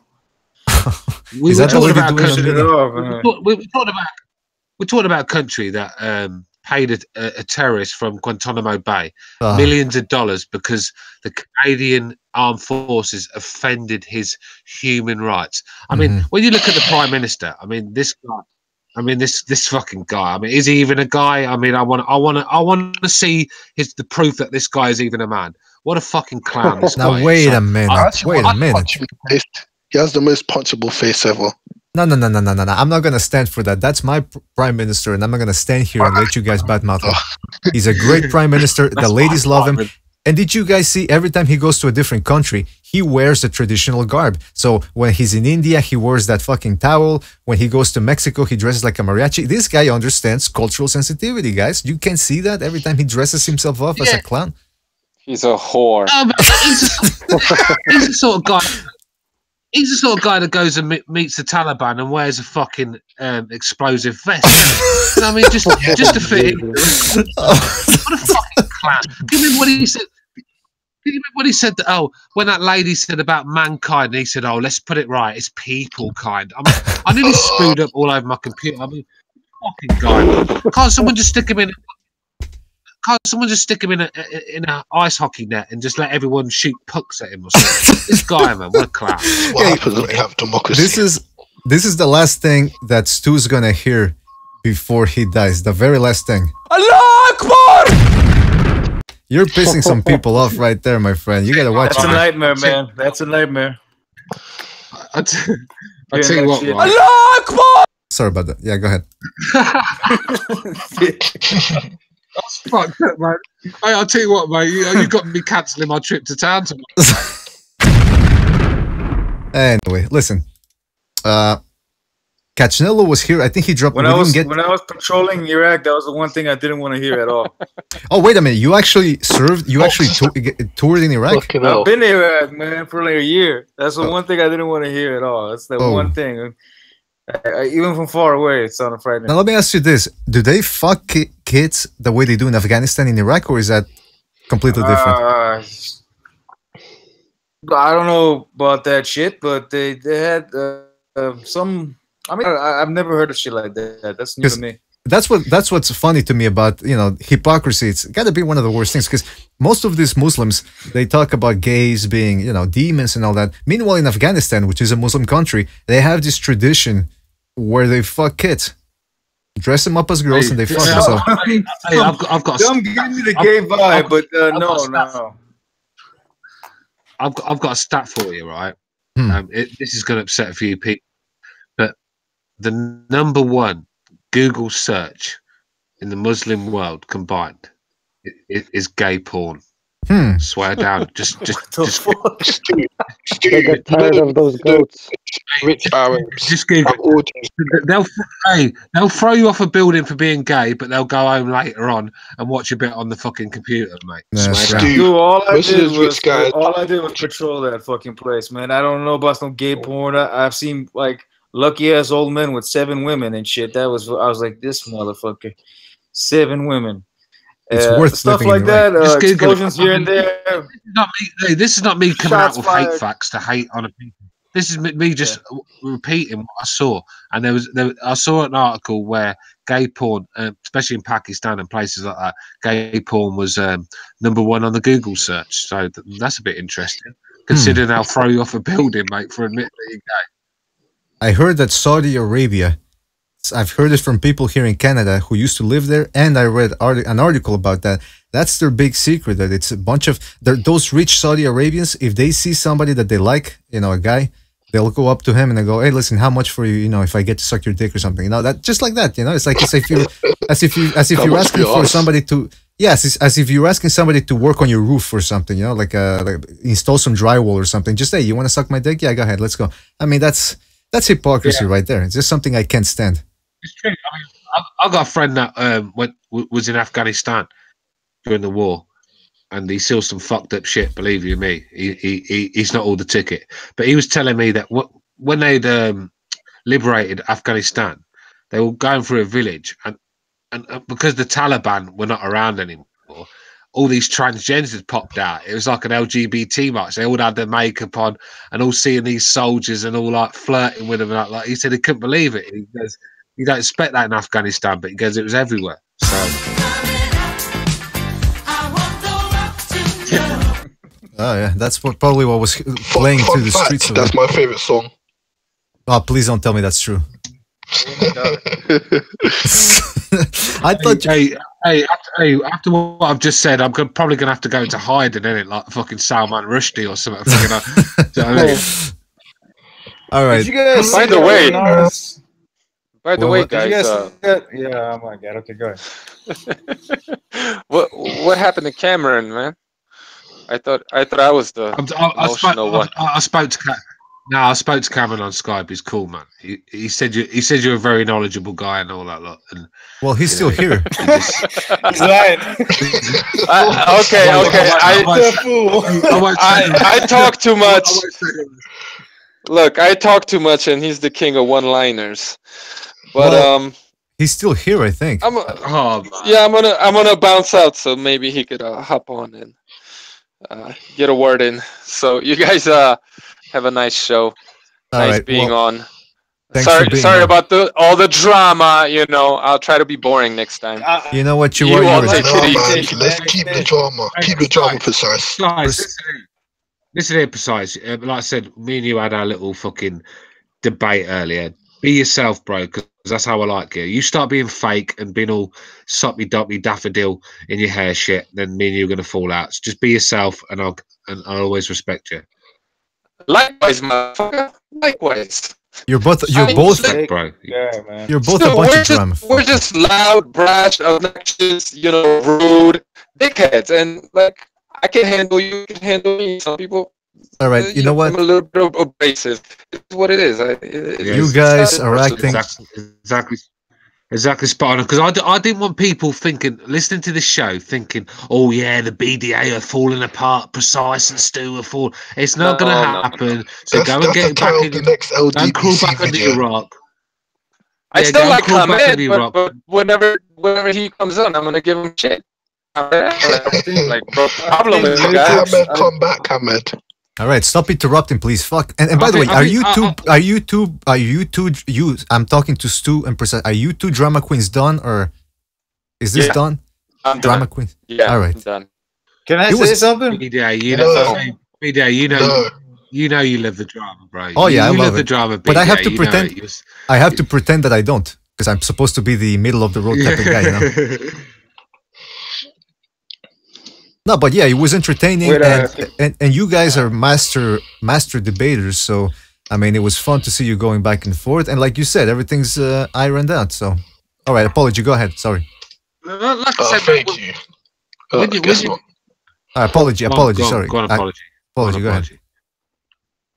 I was just gonna say, I forgot what I was gonna say. Go ahead, Stu. This happens every fucking time. Then my turn. Damn it, man! Come on, my turn. I was gonna say, is Muslim or something? He left the fucking chat group, man. Who? Matrix. I think he's Muslim or something. He's not Muslim. He's a Puerto Rican. Have you ever heard of a Puerto Rican Muslim? Get the fuck out of here. They're all Christians. All right, go ahead, Stu. Left the chat. Yeah. Right here. No, I was just going to say, like I said, mate. You know, at the end of the day, this is what boxing should be about, where we have different opinions. When you go on any sort of show, it's like Sky, HBO, where they're all sitting there smiling like fucking Cheshire cats, agreeing with everything everyone says. It's hideous to watch. And this is what makes this show great: is that people. We're talking about fighting, for fuck's sake. Exactly. We're talking about fighting here. You know what I mean? Like, come on, man. Shit's gonna get heated. This is not. This thing is Stu, if he called you a thick skull, you should have just went like, "You're the fucking thick skull." What are you gonna do about it now? No, because like I said, but you know me, bro. I mean, I don't back down from a battle. I'll be first there with a sword. But when I respect a guy, I'll hold back. Do you know what I mean? And we'll talk it out and until it gets unbearable. But that's not the case with me. When you respect a guy, you hold back.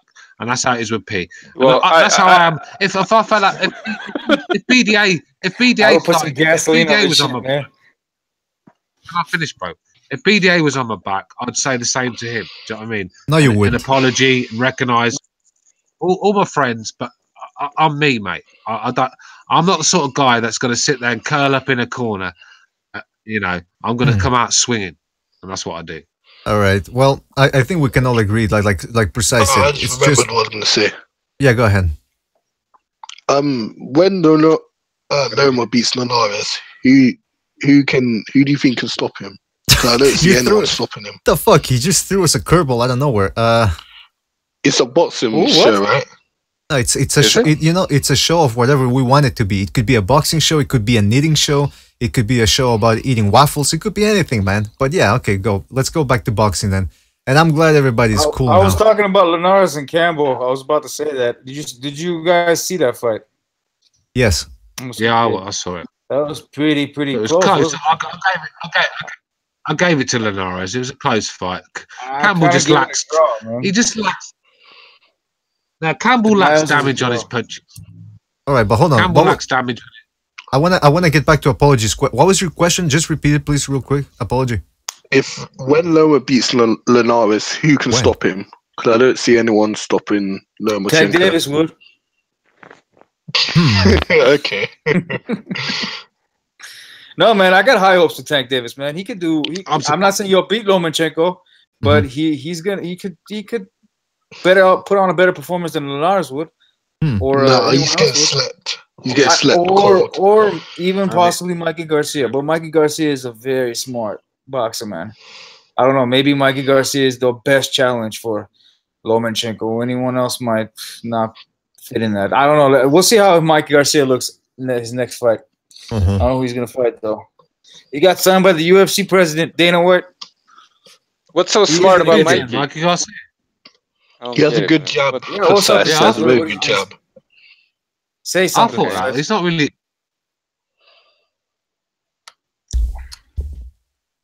I don't know, man. I'm just trying to sound like a Mikey hater. I think he's so overrated, man. Like he might be overrated. I don't see anything special. I don't see anything special in the guy. I mean, like he's good. He's calling out Spence. I mean, Spence is a bit too much for him, but not a bit too much. But I think he could stay 12 rounds with him. Possible. No, he's getting knocked out. He has a chin on him. Rounds. Spence has a chin. Spence would chew Mikey Garcia up and spit him out. You know, at the end of the day, there's a reason we have weight divisions, and it's a few pounds difference. Everyone says, "Oh yeah, this guy will do this guy." No. When you go up a division, it's a different category. And these welterweights, they're not 147-pound guys. They're 175, 108, 80 pounds walking on the streets. And Errol Spence I just don't see any way Mikey Garcia survives against Errol Spence. He's not even going to get through the fight. He's not going to hurt Errol Spence because he's not a big puncher at 140. Never mind 147. He's not a big puncher, but he's a decent puncher. Even on 147, in my opinion, I think he's a decent puncher. He's not a huge puncher, bro. He's not like I don't think he hits as hard as Errol Spence at all. Have you seen Mikey Garcia fight at 147? No, I've never seen him fight 147, but he did decent enough against Broner to know that he did decent enough against Broner. How do you know? How do you know he's a decent puncher at 147 when you've never seen him fight at 147? Adrian Broner is a 140. Fair enough. I just have a feeling. That's a feeling. I'm not saying it's 100%. It's just a feeling that he's a decent puncher. So on that note, guys, we do have to go. I appreciate everybody being here. And by the way, I think Cachinello was here earlier and he ended up dropping out. The problem when somebody new comes in is that if you come in during somebody new in terms of during the show, if you come in and we're having a heated discussion or whatever, sometimes I can't get to the intro right away. And as you can see, we do have certain technical issues. I was having fucking technical issues today, my fucking internet connection. So I want to thank you for bearing through with us. And I want to thank, I'm glad to see that we can have disagreements here and then move past that. Because at the end of the day, like Precise said, it is only boxing. And you can choose to take it personally if you want, or you can choose to look at it as, hey, we're having a disagreement. I'm pro Hopkins, or I'm a Hopkins fan, but I can admit that some of the shit he did outside of the ring and pretty distasteful and despicable, if you want to be honest about it. So, I mean, you gotta admit when you're wrong, and you gotta, if you feel you're right and people aren't agreeing with you, then you have the right to keep on barreling through. Why not? But anyway, okay, Channel says, sorry, BDA, my computer froze and I had to use my phone. Don't worry about it, man. We're gonna be back. I'm gonna probably be back. I don't know if Butch is gonna join me, but I'm gonna do a second Renaissance tomorrow. And I don't know if you guys want to jump in, but I'm just gonna start. If nobody jumps in, I'm just gonna be me and green tea, and I'm gonna be blabbering through for about 2 hours. So if anybody wants to, what's the topic? What is the topic? Well, I don't know, man. What do you guys think? White nationalism. White nationalism? Are you fucking kidding me? That's gonna set off a... No, just nationalism in general. Oh, okay. Yeah, nationalism. That's a good one. Also, sex bots. You want to touch on sex bots again? Yeah. What is it? Anybody else have any suggestions? Let's do porn. I'll do the first one. What? Nationalism? Definitely. Or nationalism? Yeah, I like that. I really like that topic, nationalism, because I'm a nationalist. People get nationalism. Yeah, they get confused with being a Nazi, and it's not that at all. I mean, you gotta have some pride in the nation that you're born in. Otherwise, we might as well not have borders. Just let everyone come in and ruin your country. Simple as. Mm-hmm. Yeah, like nationalism, patriotism, and other tribalistic us and them ideologies. That would be a good topic. Fantastic. You guys know that Nazi means nationalist in German. As long as it's not causing hurt and pain to other people, there's nothing wrong with being a patriot and having a bit of nationalism in. As long as you're not fucking attacking other people because of it. Mm-hmm. That's true. Well, that's just, see, we're just scratching the surface. That's just a tiny little preview of what you can see if you tune into Second Renaissance tomorrow. So don't forget to subscribe to BDA Boxing, BDA Live, and to Second Renaissance. I want to thank everybody that was in here. I want to thank, let me just start off by, in order, who got here? Was recognized. I'm going to dislike this video. Why? Good. We didn't talk about cereal enough for you? Yes. All right. I want to thank everybody that was here. I'm like it. Someone just donated. What the hell is that? Aaron Kuko just donated $10 through the super chat. Shout out to Aaron. He says, oh boy, come on. He says, enjoy some sugar-free. Okay, so shout out to Aaron Kuko, who just donated 10 Canadian dollars. And he says, enjoy some sugar-free vanilla Pepsi this Saturday. One question. Do you scissor at your lesbian parties? Now, wait a minute. That type of... You give me $10, and what's the $10 for? So you can insult me and my type of drinks and the type of food that I like during my parties? Yes, I enjoy sugar-free vanilla Pepsi and saltless popcorn. Is that a sin? Does that make me a lesbian? Does that make me a homosexual? Okay. Hey, now you wait a minute here. If that makes you into a lesbian, that makes me into a lesbian too, bro. Oh, there you go. See, that's a military man for you. So if you're calling a military man a sissy, you're gonna have to answer to him. All right, guys. I want to thank everybody that was in here. I want to thank Recognize the Matrix. I want to thank. I'm disrespected, bro. Hold on, let me get through this, please. Stuart, I want to thank Stu Little. I want to thank Recognize the Matrix. Check out Recognize the Matrix channel. I want to thank Pavel. I want to thank Cameron. I want to thank Precise Puncher.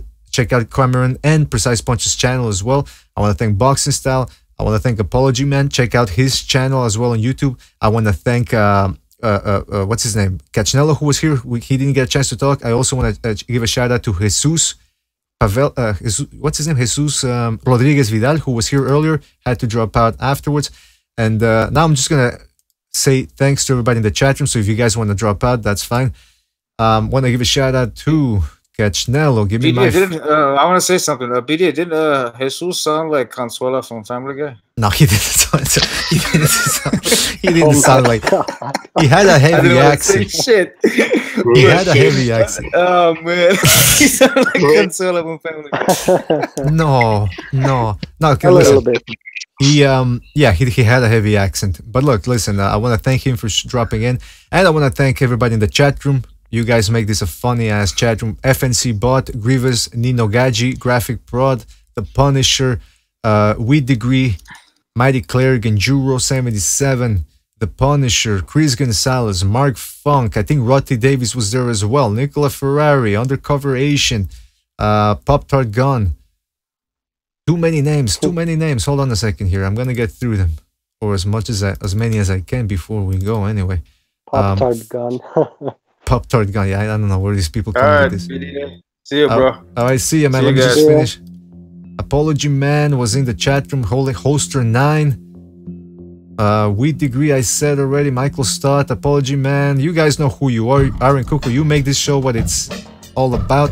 Thanks a lot for joining us. We'll see you tomorrow on Second Renaissance. Take care, folks. Thanks for watching. Oh, and don't forget to subscribe and all that shit. And check out our Patreon page. Fucking sensational.